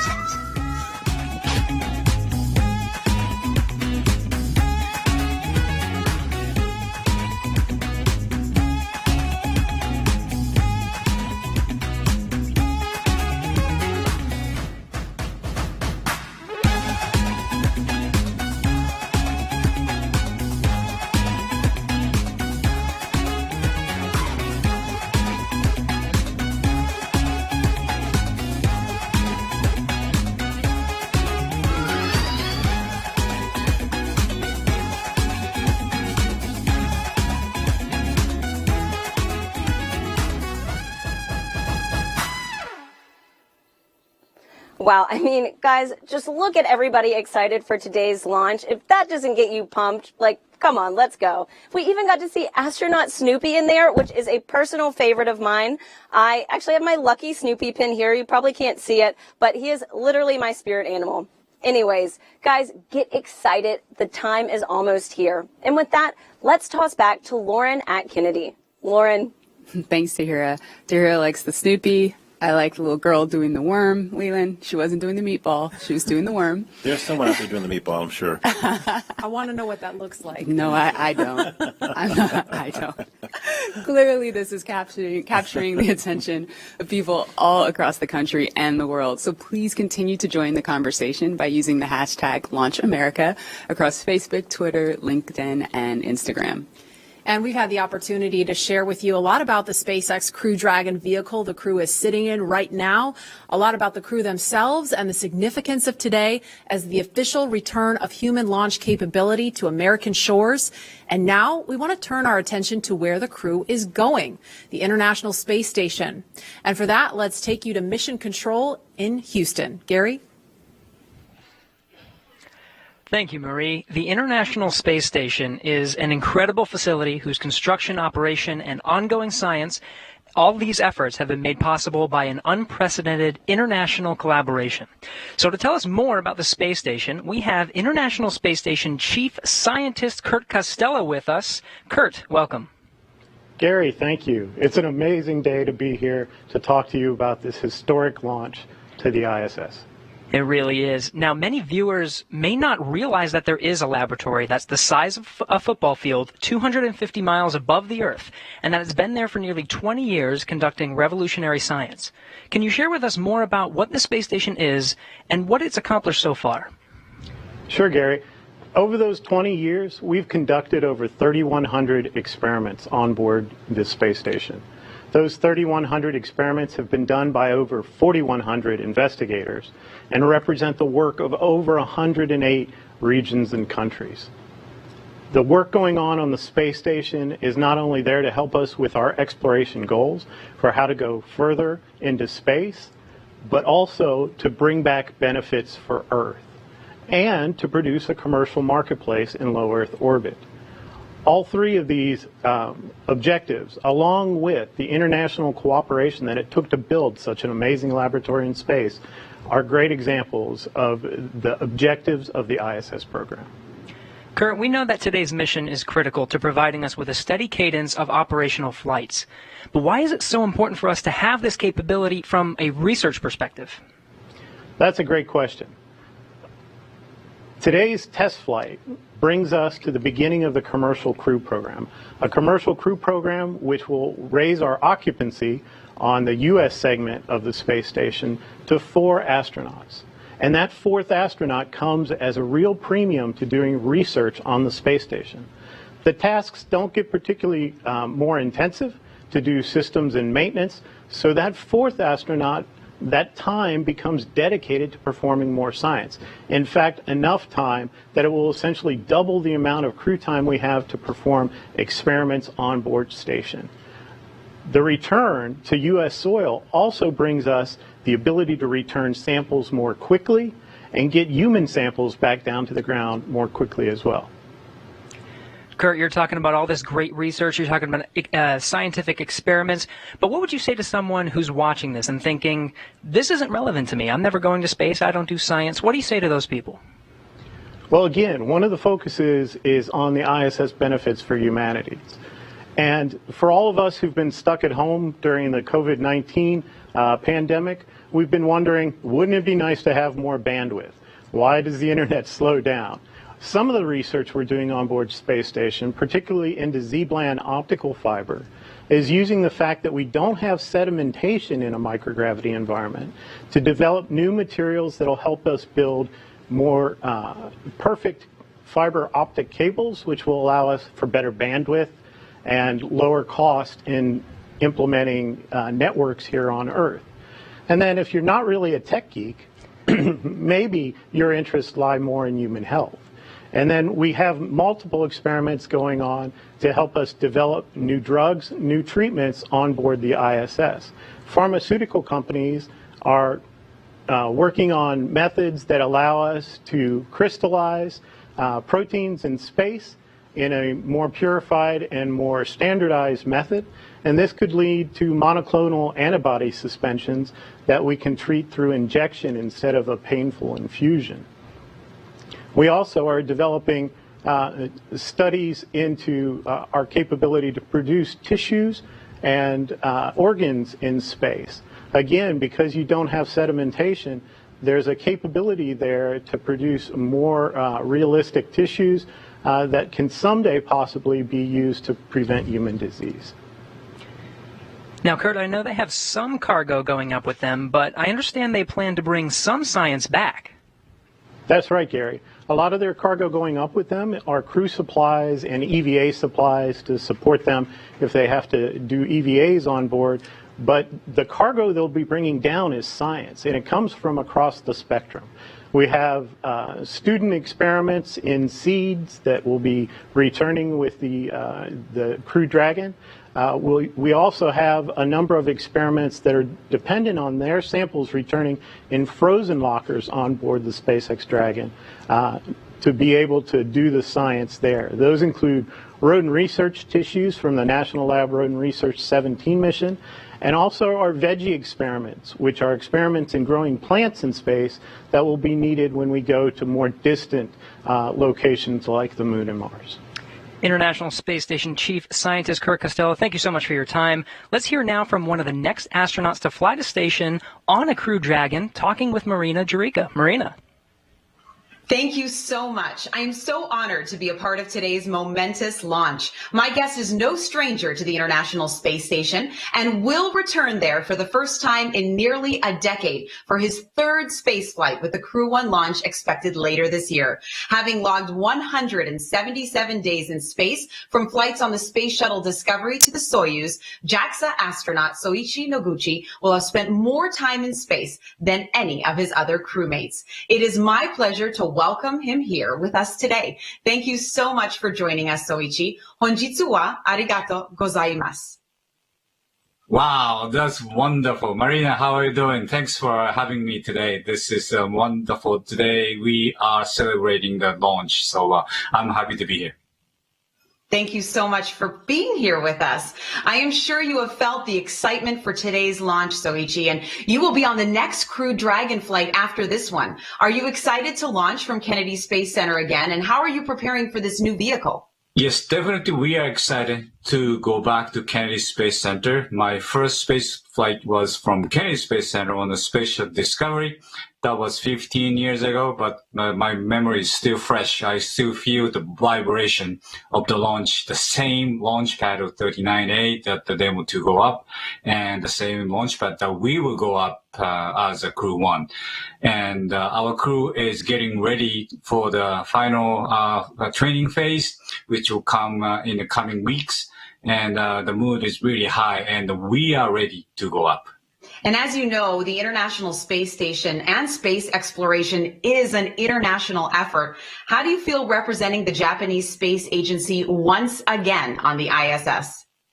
Well, I think the strength of the International Space Station is the diversity of all the participating countries, and adding diversity is definitely gives a rigidity to the program. And the same applies to our Crew 1. Our Crew 1, we are 4 of us, but quite a different background, quite a different ethnicity, and definitely the diversity is the key word of our success to the Crew 1. And I'm sure it will be very successful. What are you looking forward to once you get back to the ISS? Well, this will be my third visit to the International Space Station. I like to see the things my colleagues keep saying, hey, you got to visit the space station again because it's getting more comfortable, more roomy, and I cannot wait to go back to my sleep station after 10 years. And nothing beats that view, does it? Oh, definitely. My last flight, we actually installed a big window called the cupola, and that was a big hit, obviously. This is the number one leisure time for astronauts, and I'm ready to shoot as many photos as I can this time as well. Amazing. I will look forward to seeing those photos. I'm sure you remember exactly what it feels like in these moments right before a launch. What do you think Robert Behnken and Douglas Hurley are feeling right now as they prepare to head to the ISS? Well, Doug and Bob's space shuttle veterans, they know the drill. They have launched. They experienced the launch before, so I think they're pretty relaxed. And so far, through my training, I learned that most of the steps before the launch is quite similar to what we have in the space shuttle days. So different suit, different vehicle, but all the necessity steps to go up into the capsule should feel similar. So I'm pretty sure they are relaxed. Of course, they are very excited. I'm sure they are. Gokatsu yaku wo oinori shite imasu. Honjitsu wa arigato gozaimashita. Thank you so much, Soichi, for joining us today. Oh, Marina, you are so good. Domo arigato. And we'll both enjoy the beautiful lunch today. Thank you very much for having me. Bye-bye. Excitement builds towards launch. I will send it back to you. Thank you, Marina. I now have the distinct pleasure of being joined by one of NASA's record-setting astronauts and a recent resident aboard the International Space Station, Christina Cook. Christina, thanks for joining us. Great to be with you, Dan. Christina, we're coming up on 20 years of continuous human presence on the space station, and you were one of those humans. What's it like to see a new milestone like this launch unfold after so much history already?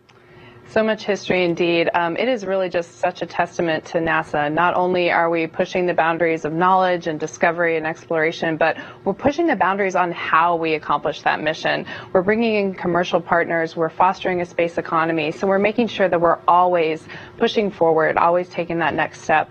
I think it's such a privilege to be part of an organization that recognizes if we're not actually making steps and innovating every single time we do this, then we're not truly answering humanity's call to explore and to push those boundaries.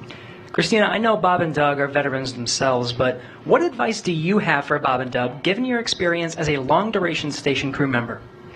Well, being able to live on board the International Space Station and work there is just such a privilege. You know, you're a steward of this amazing laboratory that's bringing so many benefits down to Earth and also learning how we can push farther into the universe. So it is quite an honor, and I think that's the main thing about how it feels to be up there for a long duration.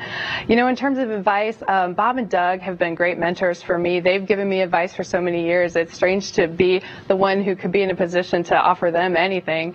But I would say that as, you know, shuttle flyers, they used to participate in missions that were really, really intense, go, go, go all the time.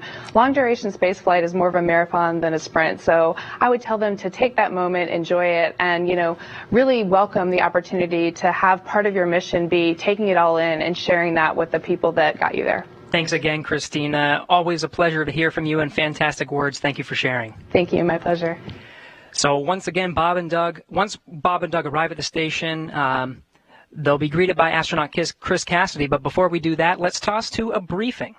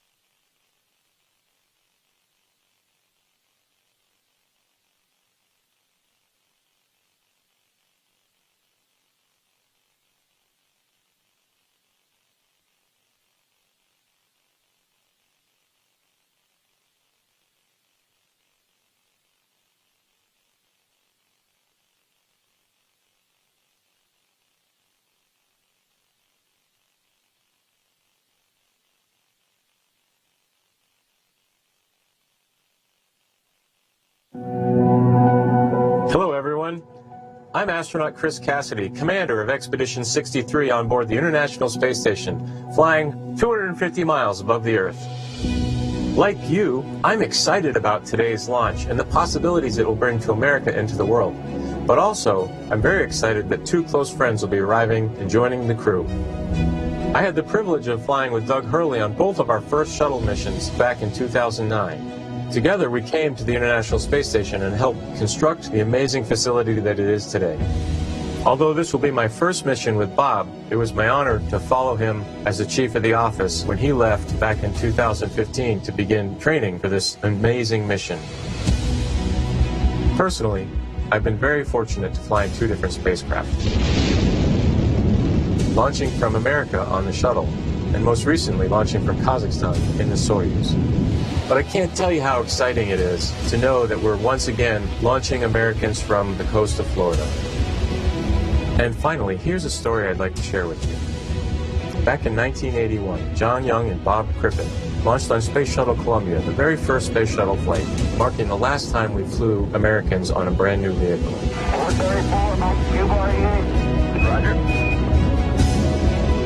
With them, they flew an American flag, representing America's technical prowess. Roger roll, Atlantis. 30 years later, that same flag was flown to the International Space Station. This flag remains here today, waiting for Bob and Doug.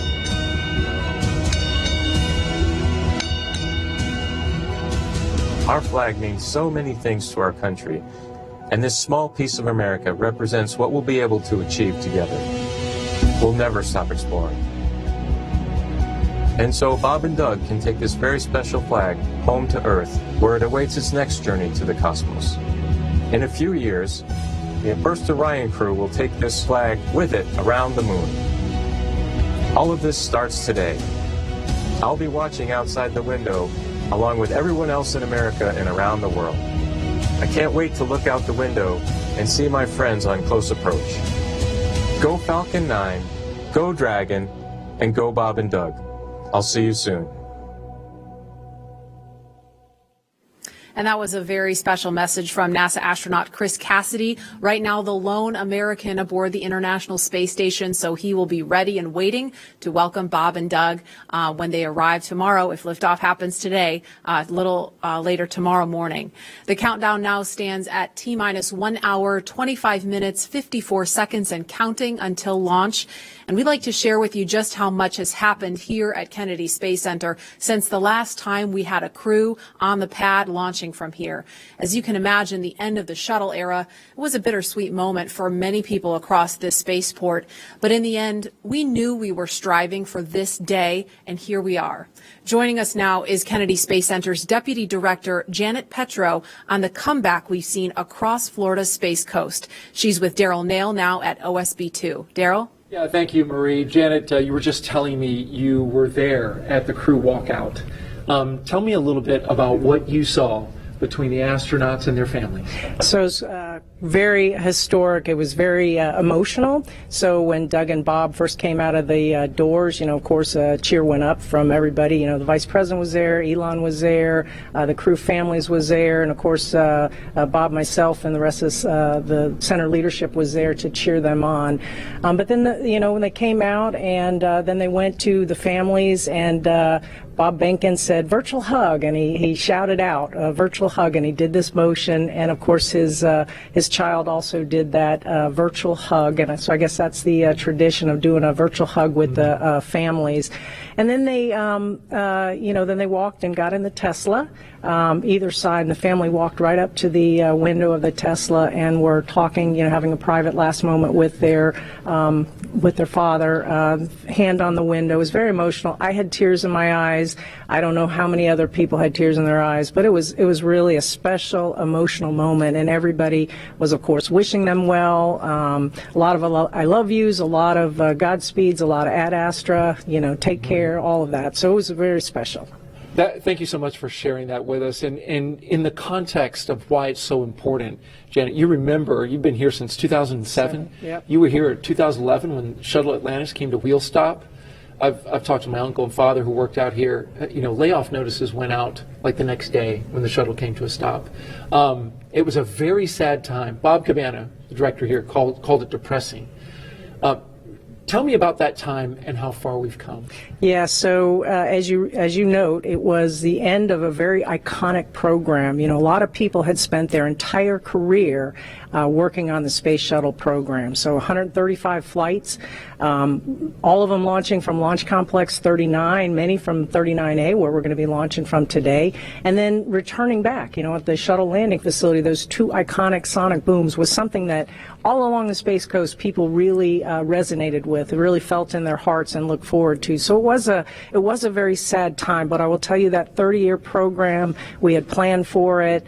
The workforce was incredible. There was a lot of people who, as I said, spent their entire career here, and they wanted to safely fly that shuttle out, and then they retired. There was also another large group of people that just wanted to put on their resume that they had been privileged to work on the Space Shuttle. So the workforce I was incredibly proud of, because they were resilient, they were dedicated, they were committed to safely flying out that shuttle. They didn't skip any steps, and regardless, as you said, that they knew they were getting their layoff notices. I think it landed on a Wednesday. They were getting their layoff notice on a Friday. They were in it till the end to make sure we safely flew it out. And of course, we had 14,000 workers out here then, which we have a lot fewer here today. And of course, our guest operations, you remember those last shuttle flights, everybody around the country wanted to be a part of that experience. And we at the center really leaned forward to maximize how many people we could get both on site,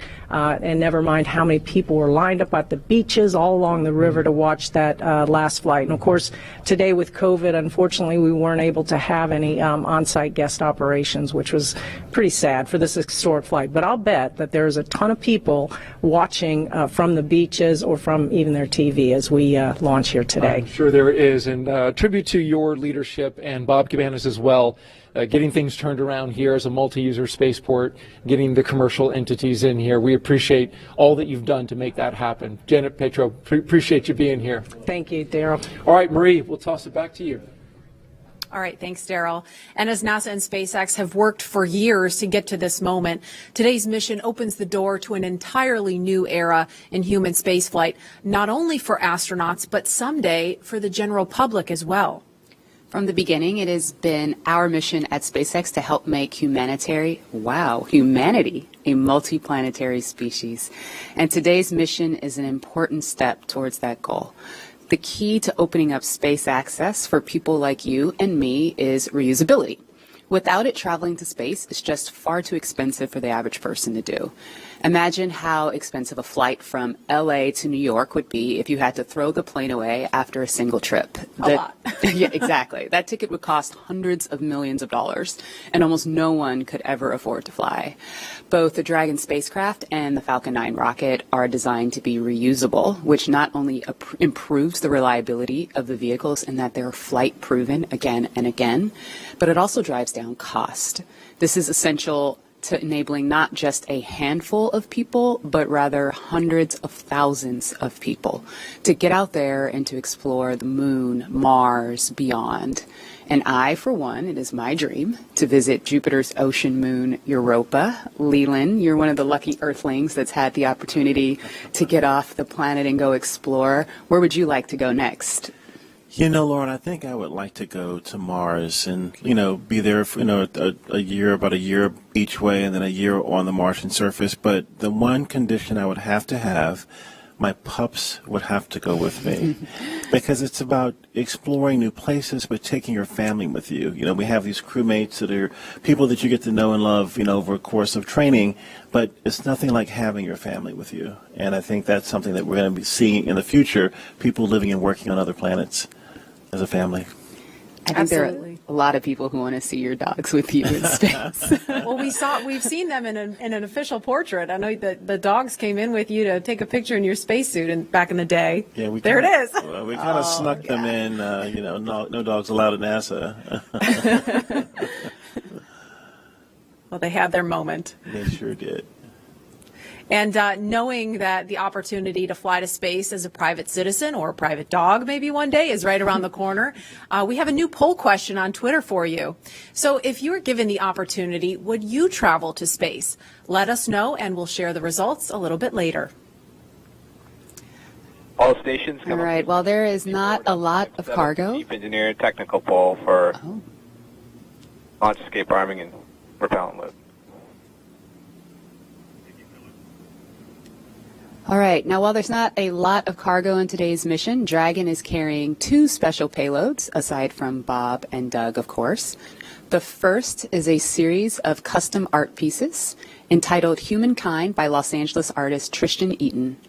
These indestructible, double-sided paintings are made from gold, brass, and aluminum, and they celebrate how far humanity has come, as well as how far we still have to go. It includes a beautiful homage to the Saturn V rocket, as well as a nod to Bob and Doug's current ride to space. You can find more images and information about these pieces on SpaceX's social channels. Next, in the spirit of inspiring the next generation of explorers, we wanted to celebrate the class of 2020, from kindergarten all the way through graduate school.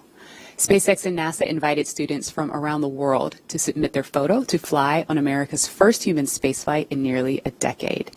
Each graduate's photo was used to create a mosaic image of the planet Earth, which we printed and is being flown aboard Bob and Doug's flight on the Crew Dragon spacecraft. We received nearly 100,000 photos. So thank you and congratulations to all the world's graduates.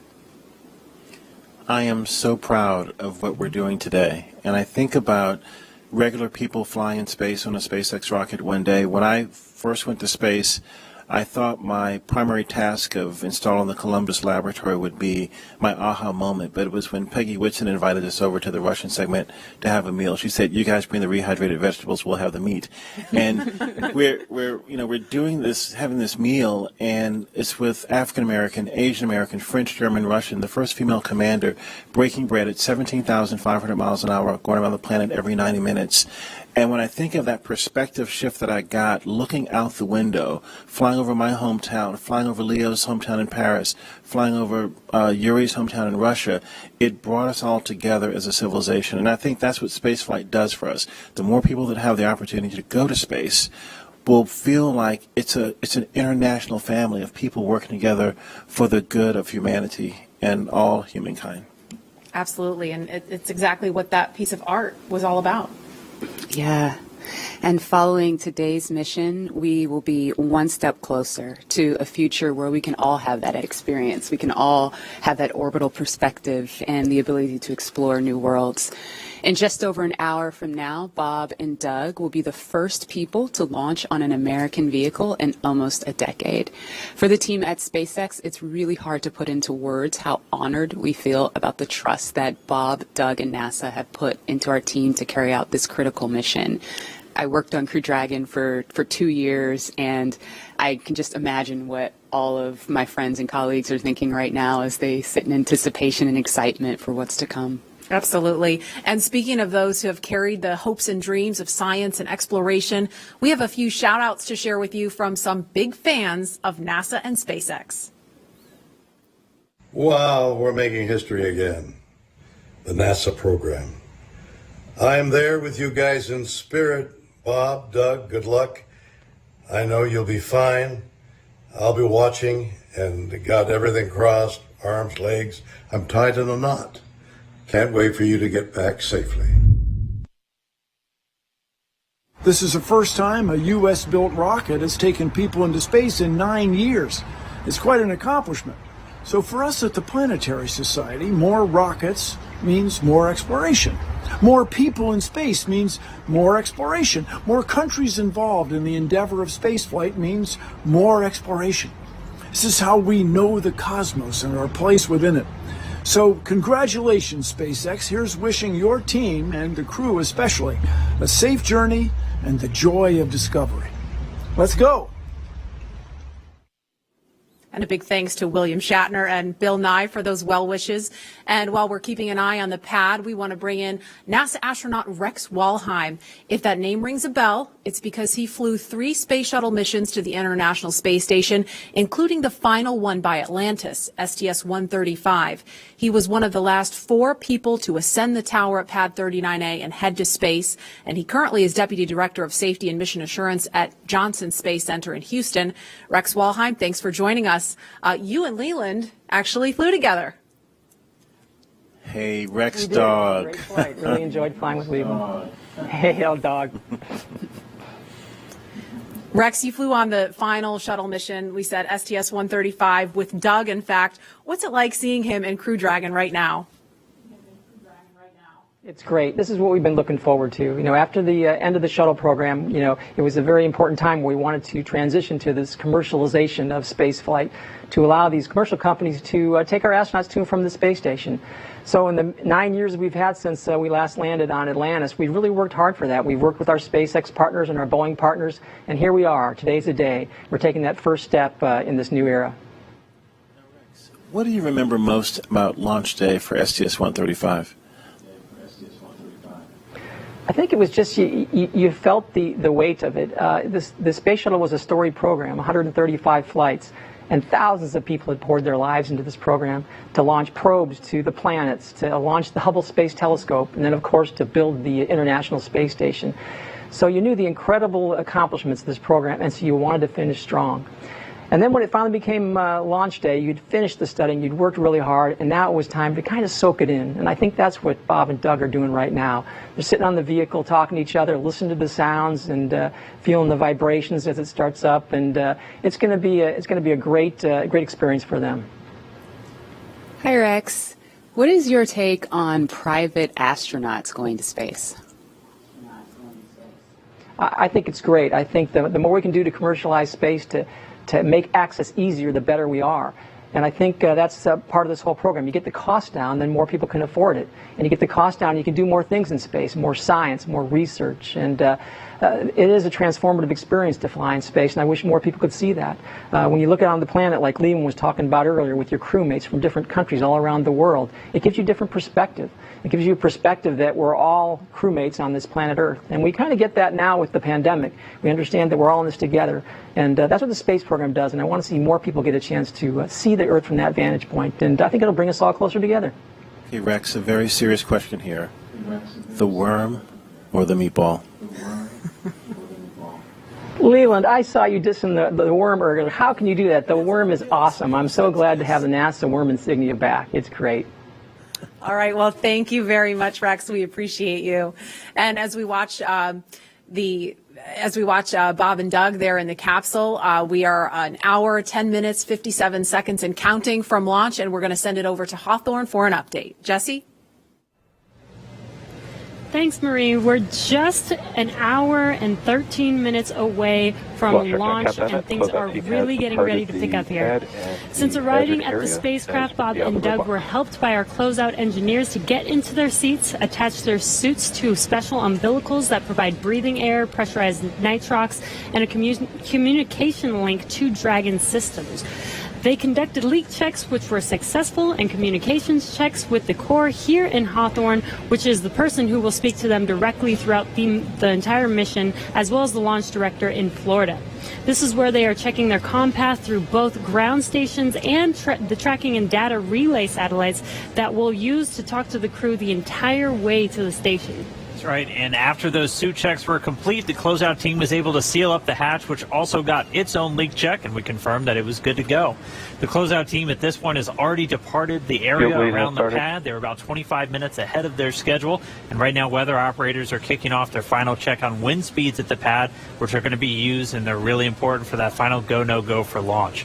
Before we get to that final go, no-go, various teams at both NASA and SpaceX are going to do some internal go polls, just making sure conditions are good with Falcon 9, the Dragon, the crew, the range, and the space station before the final go is given. So let's check back in with Houston real quick for a status on the team there supporting the space station on their readiness for launch.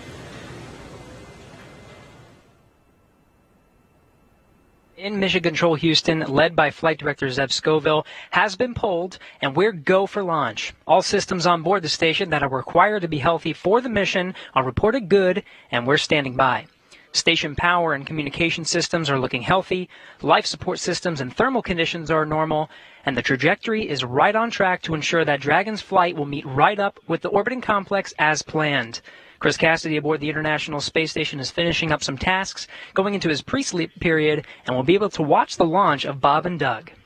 Mission Control Houston will largely be in monitor mode for the first 18 hours of the flight, with the team here really jumping into the mix tomorrow when Dragon gets in range of the International Space Station and we begin integrated operations. So I'll send it back. Everything's green on our board from the International Space Station. Go Falcon 9, go Dragon, and Godspeed to Bob and Doug. All right, thank you, Gary. If you are just now joining us, you picked a really good time because we are 1 hour, 8 minutes and counting away from launch. And this is our coverage for this mission known as Demonstration Mission 2 or Demo-2. Liftoff time still holding for 4:33 p.m. Eastern, tracking no issues with Falcon 9 or Dragon, and we're still waiting for that weather to hopefully cooperate. We're still tracking a few things like precipitation and flight through clouds. We're hoping that clears within the next 20 minutes or so. Over the last 3 hours, our crew members, Doug Hurley and Bob Behnken, donned their SpaceX suits in the historic crew quarters suit-up room and made their way out to Launch Pad 39A. They walked out of the crew quarters building just as every astronaut to fly from this spaceport has done since Apollo 7. They were transported to the pad where the crew now on board the Crew Dragon spacecraft, and we're continuing to get views of them inside that cabin live. Today is a historic launch. It will be the first time a commercially built spacecraft will launch people into orbit, and the first time since the U.S. has sent people to the space station from American soil since 2011 with the retirement of the Space Shuttle program. Over the next hour, we will conduct a series of polls to get ready for launch, have Bob and Doug arm the launch escape system, and begin fueling Falcon 9. Launch is set for 4:33 p.m. Eastern. This will include a 12-minute flight to orbit and then a 19-hour flight to dock with the International Space Station at 11:30 a.m. Eastern Time tomorrow. Today's mission is the culmination of years of work between the teams at SpaceX and at NASA. Demo-2 is going to be an end-to-end flight test. We're going to start with launch today, go all the way to docking with the space station, and then when Bob and Doug come home, splashing down in the Atlantic. And this is going to be the final test for NASA to certify SpaceX for regular crew flights to the space station. And we've been hearing a little from the crew on board Dragon, which they are currently strapped into their seats, as you can see on your right screen. They're already through their seats, or they've already been strapped into their seats, and through communications and leak checks, they're able to follow all the milestones still ahead on those displays just above them that you can see there. Go ahead. Yeah, we're going to equalize the pressures in the common manifolds just to raise them a little bit. So we will be momentarily cycling the tank isolation valves. I just wanted to let you know for awareness. Just wanted to take a pause to listen into the nets. Okay, we appreciate that, Jay. So they'll be getting insight into all of the Dragon and Falcon 9 systems as we proceed towards launch. At T-minus 1 hour and 7 minutes, let's check in with John Innsbrucker for a status update on both of those vehicles. What's the update, John? Well, the good news is we've had a smooth countdown this afternoon. SpaceX team is working no technical issues on either the Falcon 9 or the Dragon spacecraft. For the Falcon 9, operators have they're actually still in work. They're going to complete in a few minutes propulsion checkouts that are being done on both the first and second stages. The team will be assessing their launch readiness with a final go, no-go poll. That'll come at T-minus 45 minutes, and that'll be followed by propellant loading starting at T-minus 35 minutes. Now, earlier today, Dragon operators performed a series of checkouts of Dragon's flight systems. The spacecraft is also currently go for launch. Our NASA crew, astronauts Doug Hurley and Bob Behnken, that you can see inside the Dragon capsule on the right-hand side of the display, they are currently going through the various screens, simple checks. Their hatch is closed, suit leak checks are complete, comp checks are good. The next major event for Dragon is going to be retract of the crew access arm that you can see on the left monitor up alongside the Dragon capsule. That's going to happen somewhere between 45 and 42 minutes before liftoff. Now, the big one right now is the range. The range is currently red for launch from historic pad 39A. Now, the air and the sea space is clear, and the worldwide network of ground stations, as well as the tracking and data relay satellites, they are ready to support Dragon as it heads into orbit. But the range is red for the weather. We recently did clear, we went green for lightning, but we are still violating several constraints: rain, cumulus clouds, field mills, which is essentially you can tell that the atmosphere is energized around the launch site. We are expecting that we'll possibly clear that. We're going to hear a weather briefing at 1 hour with the expectation that those conditions may clear shortly afterwards and allow us to move into propellant loading. Also, we've been releasing balloons. What we're seeing at the upper altitudes is conditions look good for Falcon 9 with Dragon. No concerns have been expressed by the GNC guidance team right now.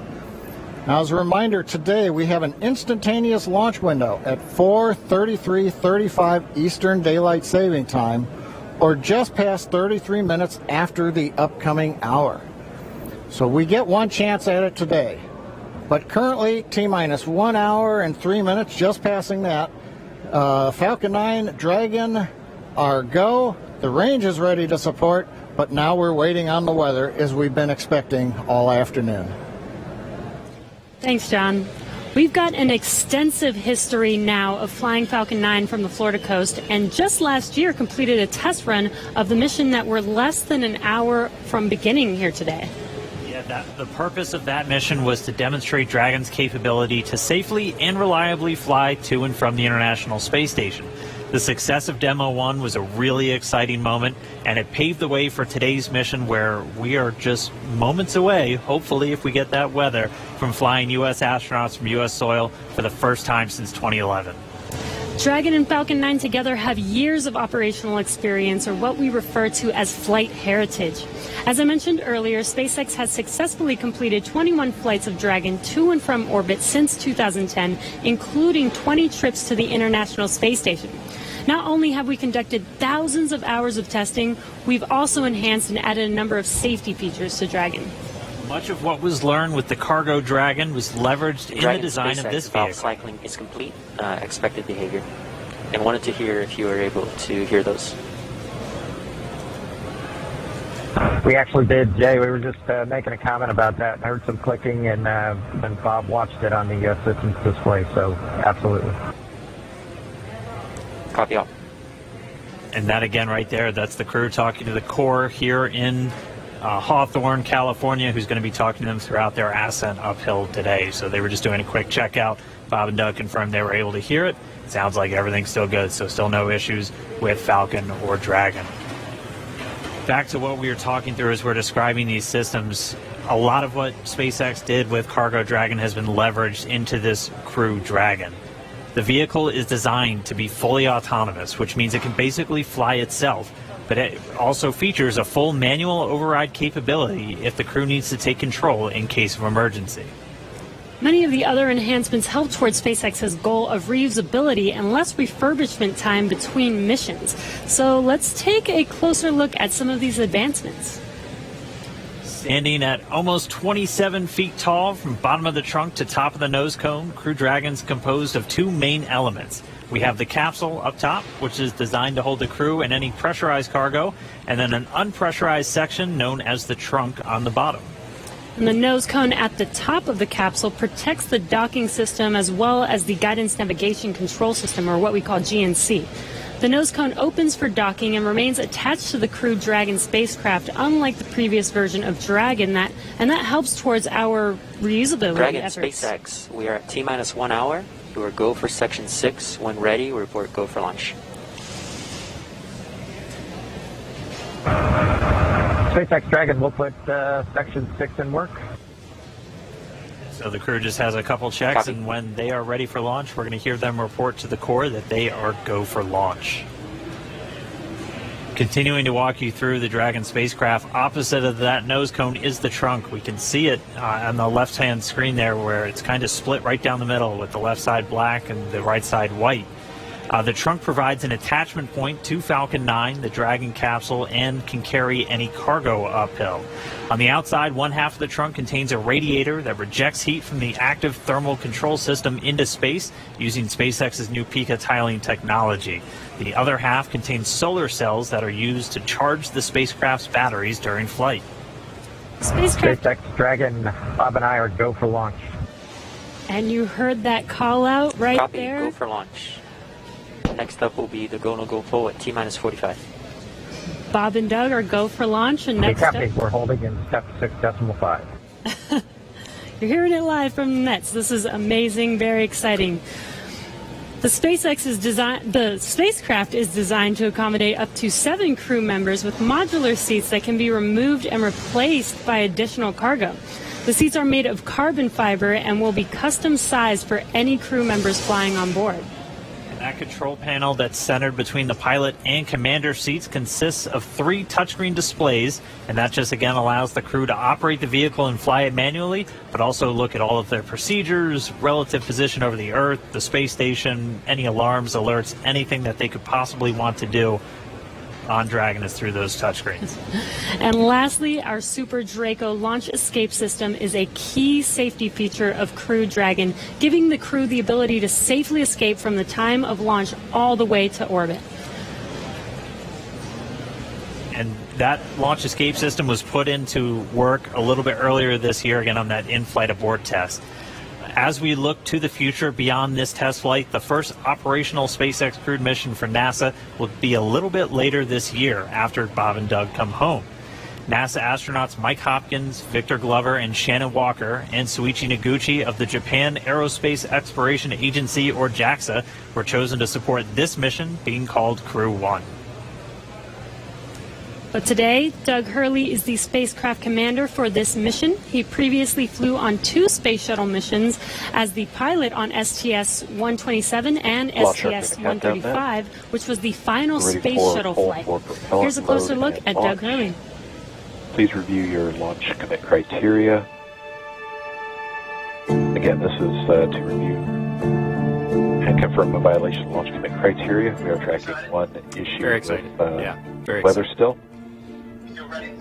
And I think we'll need to track that all the way down to launch to clear that. This will also go for arming and launch escape system and go for propellant load. And did you see on Countdown Net reporting that the technical poll was completed? All systems are proceeding. We're monitoring the weather, as LD briefed. We're also looking at a watch item on a hydraulics QD rod ring. Ring pressure will come up at -8 minutes 30 seconds, and we'll be able to verify decay rate. No concerns at this time. Everything's reading nominal, but watching that item. No other constraints on Falcon 9 or ground systems.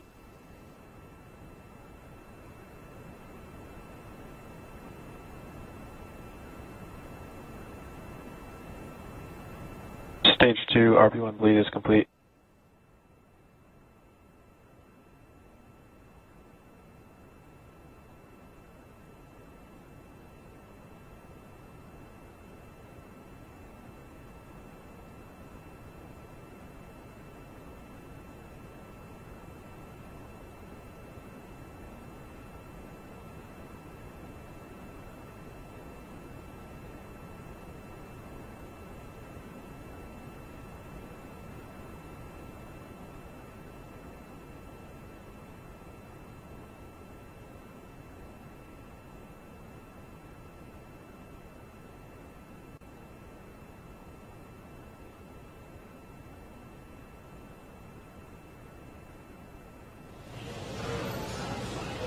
All right, we just crossed the 55-minute mark away from launch. Sitting right next to Doug Hurley, who's closest to your screen, is NASA astronaut Bob Behnken. He is the Joint Operations Commander for Demo-2, and Bankin previously flew on 2 space shuttle missions, STS-123 and STS-130, and also served a tour as Chief of the Astronaut Office. So here's a little bit more about the man who said testing out a brand new spacecraft is an astronaut's dream.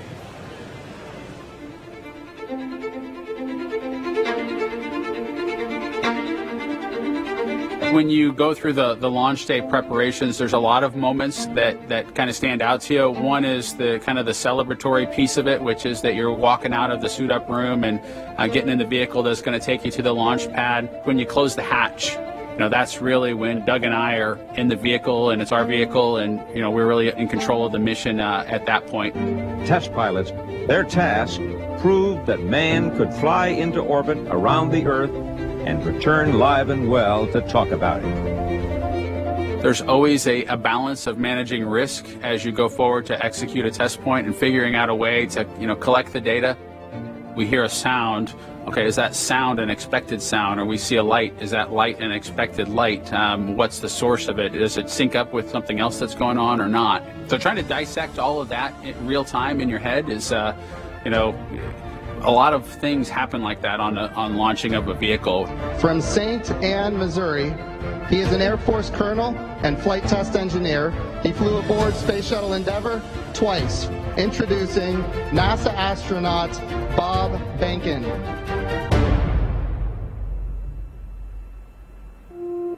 My career at NASA has kind of spanned a couple of decades at this point. I arrived with the class of 2000, went through the training program, primarily focused on the Space Shuttle and the International Space Station, learning those systems. Having launched a couple times on vehicles, the second time was definitely different than the first time. You can feel a little bit guilty of, hey, should I study one more thing? Or is there one more piece of information I should get? Am I really prepared or not? So that's definitely different between where I was on my first flight and where I'm at right now. It's been really interesting, I think, for both my wife and I to have gone through the process of seeing each other launch in space. I've seen her take that risk and had it be in front of her, and I've done that to her. And there's just something different about watching a rocket launch when there are people on board. You feel a little bit differently about the pit of your stomach, and I can only tell you it's multiplied significantly when it's somebody that you know, and then somebody, of course, that's a family member. It's even multiplied more. For me personally, as a spouse, watching everything that Bob has put into this over the last 5 years, the dedication that he's shown, the perseverance is pretty special. For both of us, though, the way our minds work, it won't be until sort of the mission is complete that you have really a chance to savor it and celebrate it. This is a huge accomplishment for an Air Force flight test engineer to be part of the demonstration mission of a brand new vehicle. It's going to be amazing. Without a partner that has that same appreciation, I think it can be challenging for some folks. There's a lot of work and a lot of time that takes away from family that that my spouse appreciates, and I love her for that. Really, my role on the Demo-2 mission is to make sure that we get this vehicle tested and evaluated so that we can move on to more operational missions at the International Space Station. We've got a lot of objectives on board the vehicle that we need to accomplish to really make sure that it's good to go. We'll make sure all those systems are working during the test flight so that the future missions will have them available even if they don't plan to utilize them. Through years of the NASA team, I'm helping to share that experience and teaching them the lessons that we've learned by going through this. Now there's another capability in the U.S. besides NASA to operate something of this magnitude. When is the last time humans launched on a new vehicle? Certainly on the American side, it's been several decades. Now we're in a time when we've got multiple vehicles under development.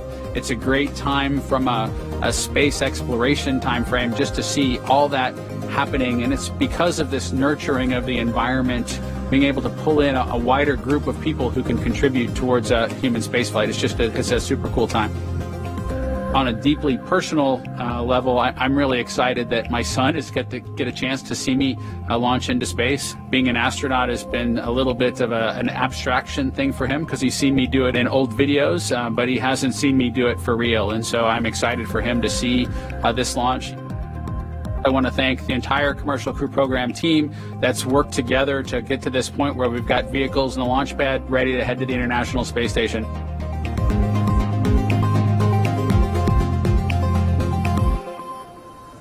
We're just over 49 and a half minutes away from launch of the Falcon 9 carrying Dragon to the space station. Right now, the launch director and the launch team are preparing for a readiness for launch poll. In this poll, the 13 members of the launch team will electronically indicate a go for launch. This is also the go for propellant load. Now, we're going to hear that in a couple of minutes, so while we wait, we are tracking you watching from all over the country. We're seeing large numbers of you logging on or tuning in from coast to coast, as well as around the world. We want to know, is this your first time watching a launch live? If not, how many have you seen before? Tell us using the hashtag LaunchAmerica from your favorite social media website. As for me, this isn't my first one. I've seen a lot, but every one is exciting. Now, coming up, we're going to go into a readiness poll, as I mentioned. Currently, right now, on other nets, the SpaceX launch director is checking to verify the Dragon team is ready and that the NASA launch management team is ready. They'll come back at about T-minus 47 minutes with instructions to the SpaceX Falcon 9 team to make their final assessments.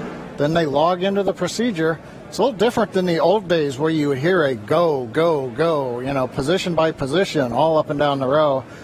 In this electronic age, everybody just clicks on whether they're go or no go. The launch director will then, at T-minus 45 minutes, summarize the end of the poll and will then provide instructions for the team. At the same time, we will begin getting ready for the crew access arm retraction, and we'll show you that on one of the screens that we've got up.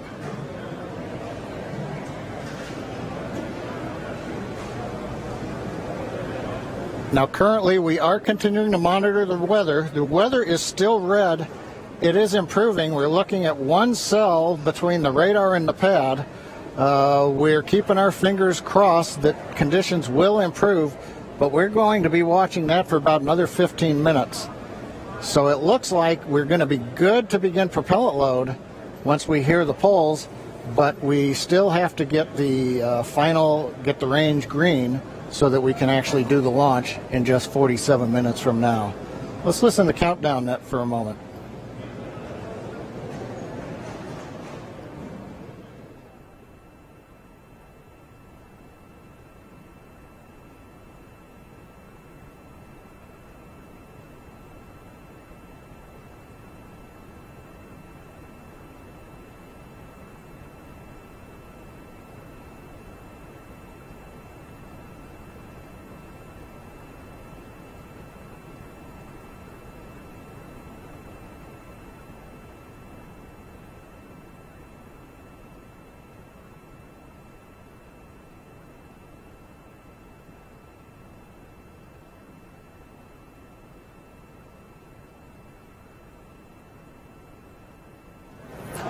Right now, coming up on 46 minutes, 10 seconds before launch.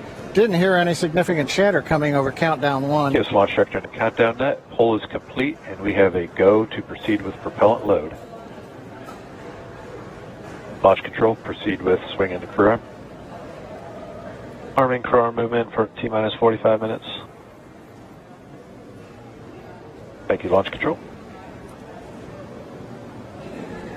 A reminder in control room on hold and launch escape protocol. For non-urgent no-go conditions, brief CE or LD, and it will approve aborting the launch auto sequence and proceed to launch abort.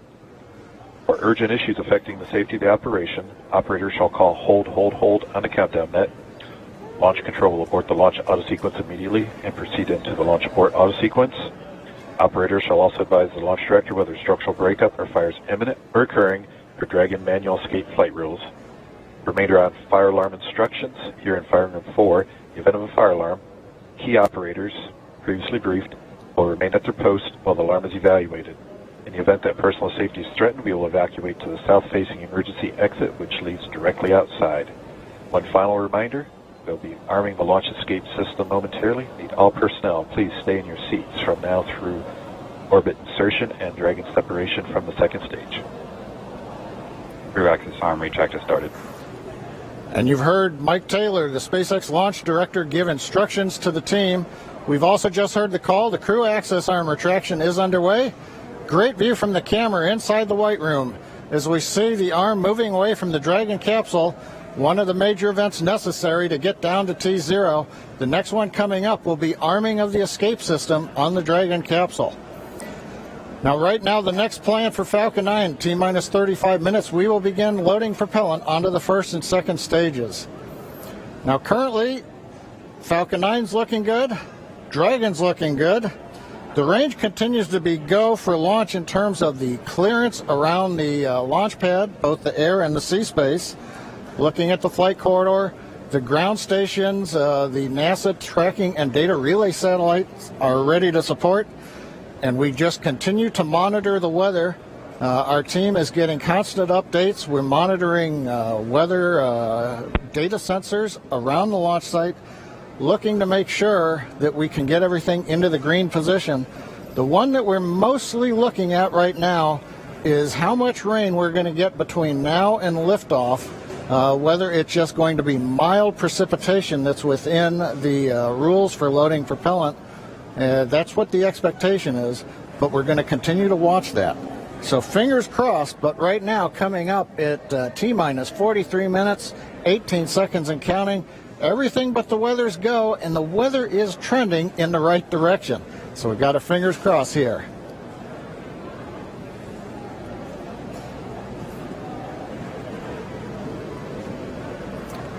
At this time, we're going to send it back over to Kennedy Space Center as the action is picking up on the launch pad.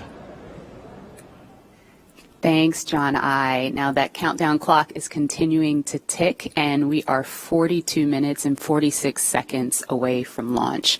Now, as you just saw, the crew arm retracted. That is the last major visual milestone before liftoff. And we should be hearing out on the net soon confirmation that the launch escape system is armed. When that happens, all 8 of the Super Draco throttle valves are opened, which means that those engines can ignite. For section 7. Okay. So that means those 8 throttle valves are opened, and if those Super Dracos needed to fire in order for Dragon to escape off of the pad, they could. And so things running just a little bit ahead of schedule right now. Fuel bleed is complete.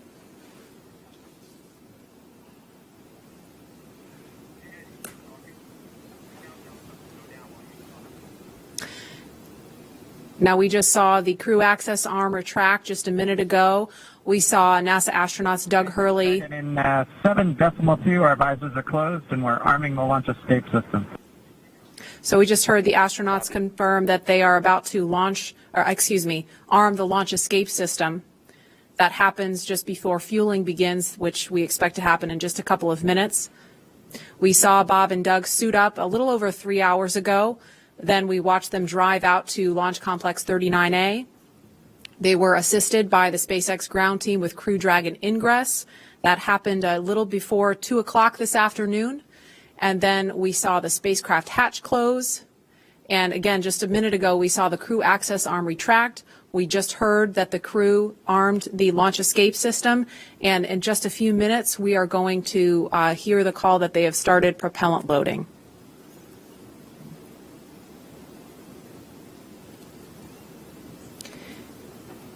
Launch escape system is verified armed. So we just heard that verification that the launch escape system is armed. We're switching to GN2.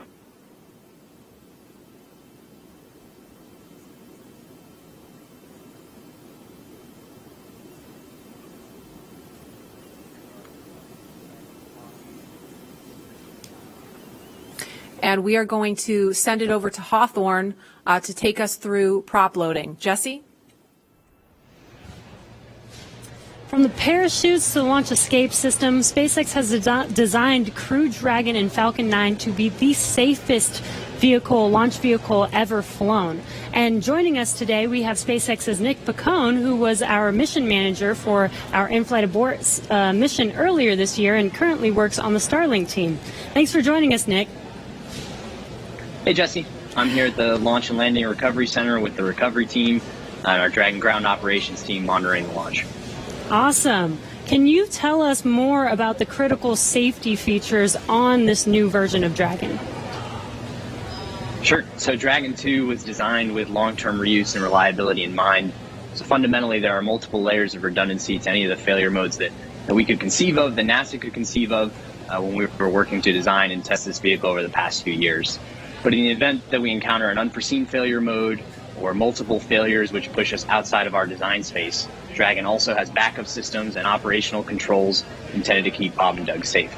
I'm sure you heard a lot about it today, but the launch escape system is the primary backup system that we have from the moment that the vehicle is here on pad being fueled all the way up until orbital insertion. At a high level, the launch escape system, in the event of a major Falcon anomaly or emergency, will terminate Falcon thrust, separate Dragon from Falcon, and it'll use Dragon's 8 Super Draco engines to quickly pull the vehicle away from any kind of Falcon anomaly. And you talked a lot about the launch escape system. How exactly is that activated? Is it autonomous? Is it manually activated? Definitely. So for this system to work as designed, you have to remember that the vehicle could be flying at hundreds or thousands of miles an hour through the lower atmosphere. So it's really important that it's extremely fast and highly reliable with very low chance of false positives. The launch escape system fundamentally is set to look at a set of pre-programmed criteria which are on board the vehicle. Dragon and Falcon are looking at high rate telemetry, looking for abnormal vehicle dynamics, loss of communication between critical systems, or manual commanding. Our launch director and chief engineer, who you've heard a lot from today, are capable of sending a manual command to Dragon to initiate a launch escape. And Bob and Doug are also always able to actuate the launch escape handle and initiate a launch escape themselves as well. Now that the system is armed, all of this is currently active on the vehicle. Wow, it sounds like there's a lot that goes into it. And we did have an in-flight abort test earlier this year to test this out. Can you tell us what we learned from that test?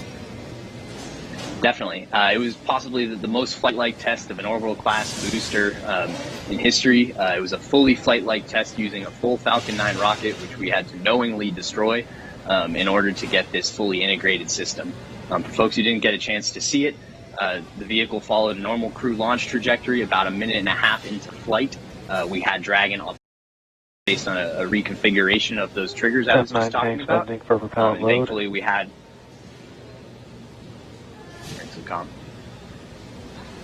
we continued through flight, had a successful parachute deployment and splashdown, and we did see Falcon rather spectacularly blow up about 10 seconds after separation. It's important to recognize that all of that happens from command to actual separation of the vehicle in under half a second. Wow, yeah, that sounds amazing. Thank you so much, Nick, for joining us and talking through those details with us. Enjoy the launch today. So we're going to send it back to KSC with Lauren. Thank you, Jesse. We are about a minute and a half away from propellant load. At T-minus 35 minutes, we should hear the call out on the nets that propellant load has started. So that's about a minute and 13 seconds away.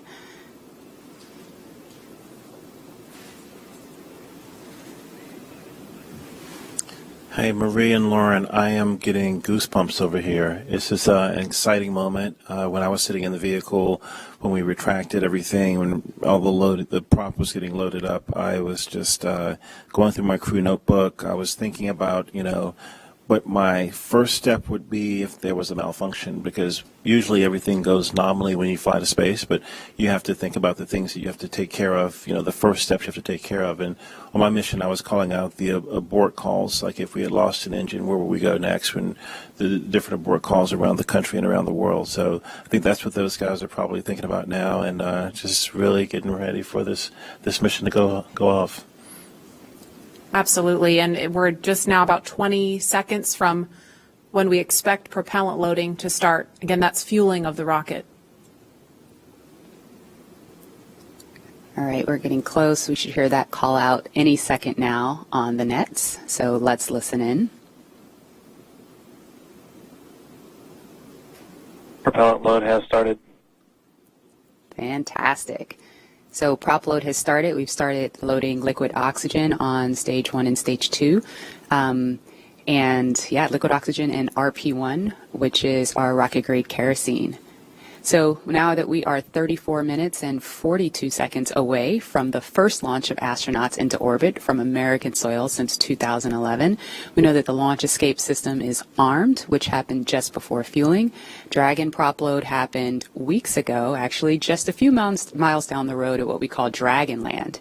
And those propellants, which are MMH or monomethylhydrazine, that's our fuel, and NTO, or nitrogen tetroxide, that's our oxidizer, those not only feed the Draco engines that propel Dragon on orbit, but they also supply those 8 Super Draco engines of the launch escape system. So I have one right here, a little model. It doesn't come off the stand. Don't break it, Lauren. All right, I know, it's very nice. So as you can see, Dragon is actually broken up into 4 quads, and each quad has 2 of the Super Draco engines for a total of 8 of them. And as I mentioned, they are biprop engines. They have MMH and NTO as their oxidizer. Now, most abort systems from past space vehicles, I believe like Soyuz, Mercury, Apollo, they all had a pointy escape tower on top where there was essentially like a mini rocket engine or a series of rocket engines on top. And if they weren't used, that escape tower would have to jettison itself from the vehicle. If it was used, it would be used to lift the vehicle off of the rocket. Well, Dragon is a little bit different in that its escape system is actually integrated into the vehicle, and that's great for a couple of reasons. One less thing you have to jettison on a nominal flight, and so they're pretty dormant, just those throttle valves open unless they're used, and hopefully they never have to be. The other thing that offers you is the ability to escape from the pad all the way to orbit. Right. Because if you jettisoned your escape system prior to that, you couldn't. That's a little Dragon there. Again, right. New era, much safer design. Yeah, absolutely. Thanks for walking us through that, Lauren. Again, the launch escape system is armed. That protects Bob and Doug so that if something were to go wrong, they can shoot off of the pad away from the rocket and parachute to safety in the ocean. That is such a crucial safety capability. And so now we want to go over to Hawthorne for an operational update with John. Thanks, Marie. We are counting down those final minutes. Everything is still looking good on the Falcon 9 and the Dragon vehicles for an on-time launch, but weather is trending the wrong way right now. We're keeping our ears open in case we hear that the weather is going to be no-go for the rest of the count. Right now, we are counting down at T-minus 32 minutes. Stage 1 locks and Falcon 9 RP1 did flurries begin are nominal. propellant load at T-minus 35 minutes, right on time. The propellants we use on Falcon 9 are a fuel, which is rocket-grade kerosene, also called RP1, refined petroleum. We use an oxidizer, and that's the super chilled liquid oxygen, or LOX as we call it. Those two propellants come together, but they don't like, so we need an ignition source to complete the fire triangle. For this, Falcon 9 uses a fluid called T-tub. You might see that just before first stage ignition, or maybe later in the second stage ignition. You get a green colored flame as the T-tub comes out into the oxygen, and that ignites the main engines right before the rocket takes off or the second stage engine lights. Now currently in the fueling, RP1 fuel is about 10% full on the first stage. That's the bottom 2/3 of the stack of the vehicle you can see on the left. The first stage is that long white cylinder at the bottom, plus that black cylinder called the inner stage. That's the entire first stage that we're loading with LOX and RP1 kerosene. That's the part that comes back to Earth. The second stage just above it, the white cylinder, and then above that will be the Dragon trunk and the capsule. Now currently, the second stage is also loading fuel with RP1. That's about 8% full right now. We are loading liquid oxygen on the first stage. The second stage liquid oxygen load will begin at T-minus 16.5 minutes if the weather cooperates. So LOX loading will then continue on both the first and second stage until the last few minutes of the countdown. Helium loading is also underway into pressure vessels on the second stage. We use that to pressurize the tanks in flight as the propellant is being pulled out by the Merlin turbopumps. Dragon on board the spacecraft. You can see the astronauts are monitoring systems while propellant is loaded into the Falcon 9. Now, when we flew the first demo flight last year and then the in-flight escape test earlier this year, the sounds inside the Dragon capsule were recorded. So as part of the training, the sounds of the propellant loading were played back to acclimate the crew to what they're experiencing now. I'm listening to some discussion on one of the back nets, trying to track where we are with the weather criteria. We're just passing another weather gate right now, trying to see whether or not the conditions are go. In certain situations, when the weather is no-go, you have to wait 30 minutes, and we are now inside of 30 minutes. But if the cloud moves away, if the conditions improve, we may be able to continue the countdown for another 14 minutes and reassess. So we're waiting to see whether or not we can continue the count. Currently we are. The range, they're ready to support with no problems in the air and the sea space area. But again, the weather, that's the one that's looking bad, and we're going to continue to listen. And as a reminder, today we have an instantaneous launch time. So at this point, if we hear a hold for any reason, we're going to have to stand down and target our backup launch opportunity on May 30th.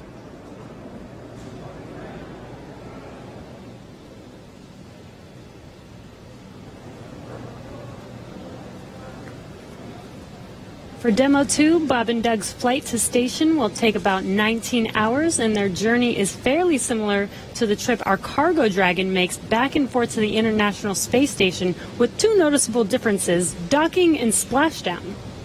As we await T-0 in just a little over 28 minutes from now, ground operations teams just doing those final series of system checks, making sure both Dragon and Falcon 9 are ready for liftoff, and really keeping an eye on that weather. And you're just continuing to get live views of the teams. You've got Falcon 9 and Dragon on your left, and then Bob and Doug on the right as they prepare at the Cape for liftoff. Once we hit T0 and a successful launch occurs, we will watch Falcon 9 and Dragon make their ascent until Falcon 9 and first and second stages separate and send Dragon on its way to the space station. And once it gets on orbit, mission operators will prepare Dragon for on-orbit operations, where Dragon will execute a series of burns that are going to gradually raise its orbit to align more closely with the International Space Station. And you're seeing some of that track in the animation on your screen right now. After doing enough of those burns, they'll put Dragon... Oh, sounds like we're going to get a weather update real quick for the crew. Go ahead, Spacer. Yeah, we're currently just evaluating a constraint on the field mill rule, which looks at lightning energy dissipation. We expect to have an update at about T-20 and more information there on whether we would be able to continue into the prop load or scrub at that time.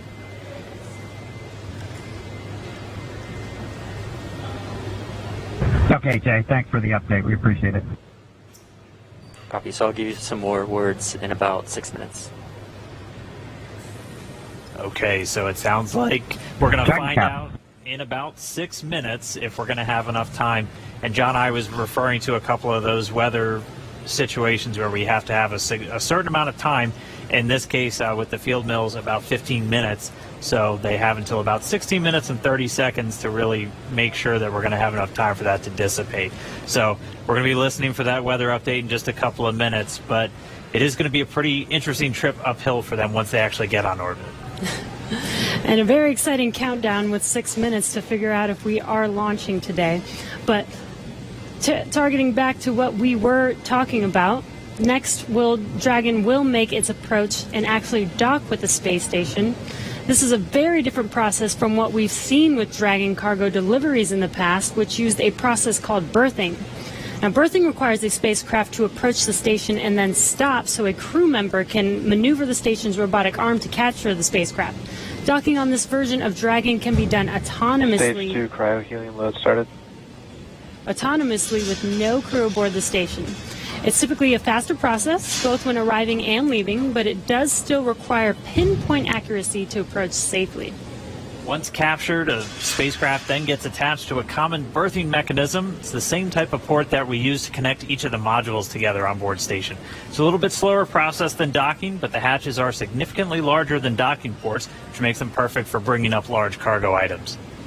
Dragon will spend up to 120 days docked before preparing to return home. Following successful completion of Dragon's test objectives and cargo loading operations, the crew will close out the cabin, perform final system checks, and configure the vehicle for undocking. Once the automated undocking sequence is complete, Dragon will complete 2 departure burns using its Draco engines, pushing it away from the space station. And then after Dragon departs the station, it's ready for its trip home. And that'll have deorbit entry and landing and a number of other operations. If you're looking at this animation, it might look like we're playing the one we played originally in reverse, because that's kind of how it goes, but just a little bit quicker. All of the operations following the final departure maneuver will include things like trunk separation, closing that nose cone again, executing a deorbit burn, and once they're inside the atmosphere, deploying drogue and then main parachutes, and then finally splashing down off the Florida coast, at which teams will move in, get Bob and Doug up out of the water, and get them out of the capsule once they're on the boat. So we have 4 minutes now until we get that next expected weather update. Let's go down now to the team at Kennedy. Marie? All right, thanks, Dan. If you're just joining us, we are now T-minus 23 minutes and 48 seconds from the first launch of astronauts to the International Space Station from U.S. soil in 9 years. We're going to find out in less than 4 minutes if the weather looks good for that. And this will mark the beginning of a new era where more people will be able to fly to space than ever before. In fact, we took a poll a little bit earlier to ask you if you had the opportunity to fly to space, would you go? And 86% of those of you watching answered that you would go to space. That's an incredible number. I think, realizing that you don't have to be a military astronaut or a NASA astronaut to fly in space. You can be a regular just a regular person going up to space on a SpaceX type rocket. So I think that's why the numbers are so high. Yeah, and we are really thrilled to see all the folks watching along online. I know we certainly hope that that this is a go, but we're going to hear a little bit of a weather update in less than 3 minutes now. And Leland, I know they're waiting for a weather update, and they've come, almost all the way down the count. What do you think Bob and Doug are thinking about right now? We on SES 129, we were having some weather problems, and I think we were getting close to the countdown, and then it seemed like the sky just cleared up right above our heads. We saw it, and we knew where we were going. And, we always know that, you can have any types of delays, fuel, prop delays, all kinds of things that can happen, but we've trained over and over and over again for these types of scenarios. And so, we want to be safe. We want to be safe for our families, and we'll, do this another day if it doesn't work with the weather. I love that John I always says weather. It's that thing that everybody talks about, but no one can do anything about it. I know. And it is this interesting thing of just, succumbing to Mother Earth. She's going to tell us if we can go or not today. Right. Yeah. Well, if it happens, look at it this way. Bob and Doug got one really great rehearsal in, right? It's always best to practice and practice and practice, yes. So again, we're less than 2 minutes now from that weather update that is going to go directly to Bob and Doug, and we will quiet down so we can listen in for that, because I know we can't wait to find out what that is. And those of you watching that have been following along, we are eagerly awaiting to hear whether the weather is going to be a showstopper today.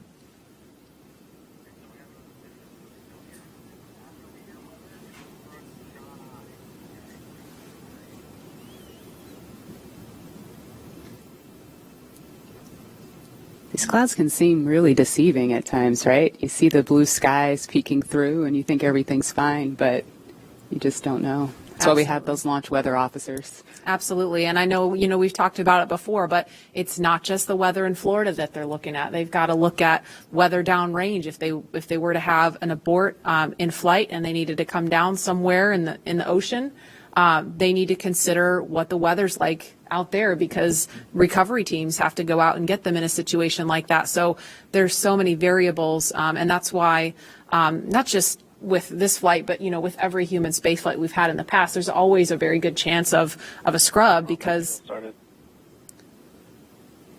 you do have so much criteria. that you have to meet. And we're going to listen in now. We're just seconds away from a weather update. Stage 2, RP1 load complete.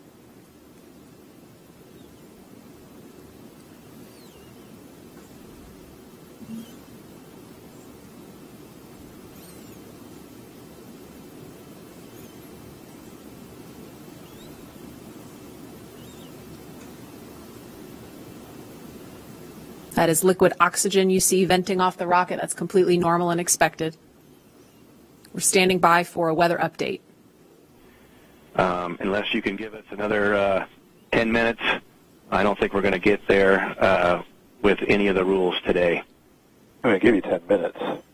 I mean, another 10 minutes past T0. Oh, 1645 local, I think we'll probably be clear on all the rules, but not quite going to make it for this. Okay. We're going to check back in with you in about 2 minutes, and then I'll call it up at about T-minus 17 minutes. Okay. Yeah, there's some of them are starting to count down, but we still have one above 2,000. So if that gets below,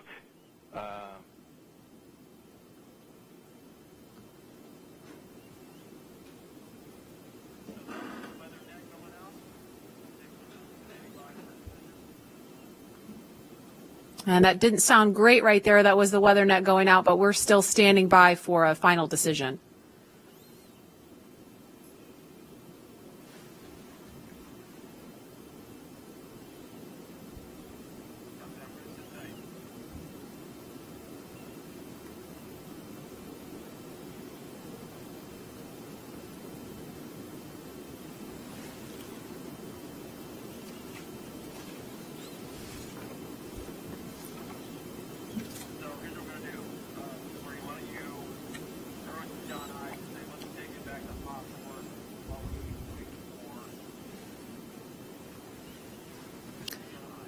And we're going to continue to listen in for an update, but in the meantime, we're going to go over to John Innsbrucker at SpaceX headquarters in California. John? And Dragon SpaceX on weather. We're still T-minus 18 minutes and counting. LD is we are still red on weather. Expect an update from LD. We're waiting in about another minute for one final check with weather. We're going to check at T-minus 17 minutes possibly. We don't really expect that things will have improved. The weather officer was not optimistic that the weather would clear up that rapidly. We did hear the launch director, Mike Taylor, joke that, you know, if we could move 10 more minutes past the T0, weather conditions may improve, but Mike was not able to do that. We have an instantaneous window today. So at 17 minutes, we want to make that call because shortly after that, we will begin loading liquid oxygen onto the second stage. So if we're not going to have the opportunity to launch, if the clock's going to run out, stand by. Continue to violate a couple different weather rules that we now do not expect to clear in time to allow for a launch today. We go ahead and end today's launch attempt. Launch control would end the launch auto sequence and proceed into the launch abort auto sequence, please. Launch abort has started.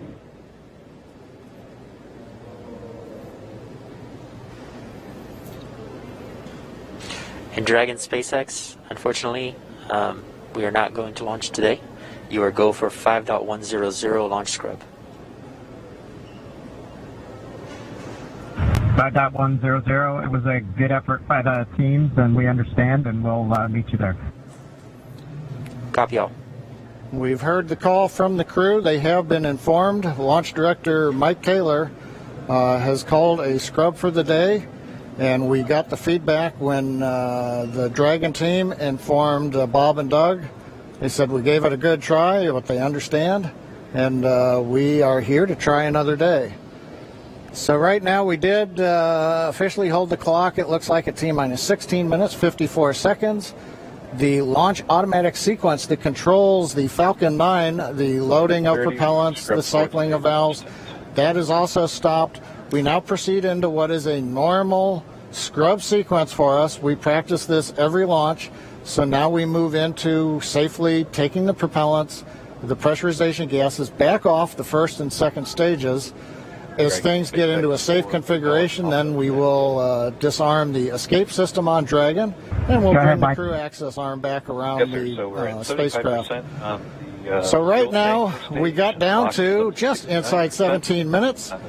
The hardware was working very well on both Dragon and spacecraft. We had the fuel loading going on. We had liquid oxygen loading going on, everything but second stage. And the weather just needed a little bit more time to clear the conditions. We didn't have that time because we had an instantaneous window. And so with that, SpaceX launch director had to call upon the input from weather, Dragon, copy had to all, about call 30 a minutes. scrub Thank for you, the bye. day per the safety rules that we have for this flight. So right now the team is undergoing the post-scrub operations on both Dragon as well as Falcon 9, working with the range. No issues being reported right now as we start to go through that sequence. Everything looks good. And Dan, we had a good webcast going here until the very end. So, we'll look at it as now we've had another great dry rehearsal. Last Saturday we did a dry one, I should say, and today we've done a wet dress rehearsal. But sorry, we just couldn't get there, Dan. Yeah, thanks, John and obviously we can't control the weather. We came right down to the wire there, hoping we could just squeeze in between those cloud systems to get a launch today, but it wasn't to be. But it doesn't mean we're done. We're going to have another attempt coming up in just 3 days, so we're going to be doing this all over again essentially on Saturday on the 30th, and that launch attempt is going to be coming at 3:22 p.m. Eastern Time, so a little bit earlier in the day. It's going to look largely the same to everything that we saw today, with the crew waking up, going through suit up, making their way to the pad. So we're going to feel a lot of deja vu, I think, on Saturday. Yep. But still exciting.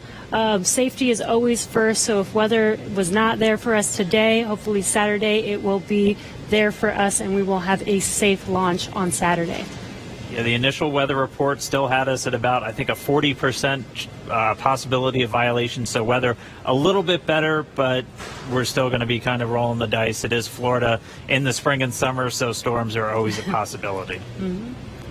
One of the good things, though, the vehicle appeared to be in great health throughout the day, both Dragon and Falcon 9, so we didn't have to scrub for any technical issue. We're going to continue and follow along with Bob and Doug until they're out of that capsule, as, again, they had started loading fuel onto the Falcon 9 rocket, so they'll have to wait until all that fuel comes off. They'll disarm the launch escape system, which still stays armed because they're still sitting on a partially loaded rocket, and then once they're able to disarm that launch escape system, the crew arm will swing back out. They'll make their way once again back the way they came, and then it'll be back to crew quarters for Bob and Doug for a few more days.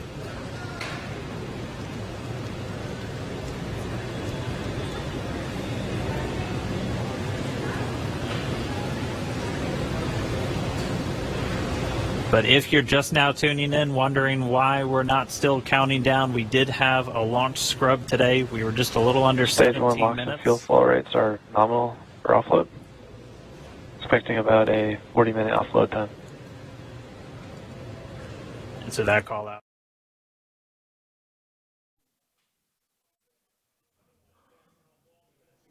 Well, there you have it, folks. The launch scrubbed today for the SpaceX flight. We've been anticipating it all day long, but not to be today, and safety first.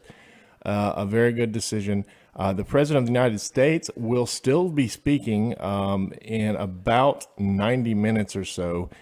We will air that here live on RSBN as planned. Just go to rsbnetwork.com and you can get live coverage of that. We will begin our stream probably in about an hour, but we're going to end this broadcast as there will be no launch today. We'll be back on Saturday with hopefully a good launch with good weather. But again, scrubbed and safety first, and I think it was a smart move. So appreciate y'all joining us, and we'll see you back here in about an hour.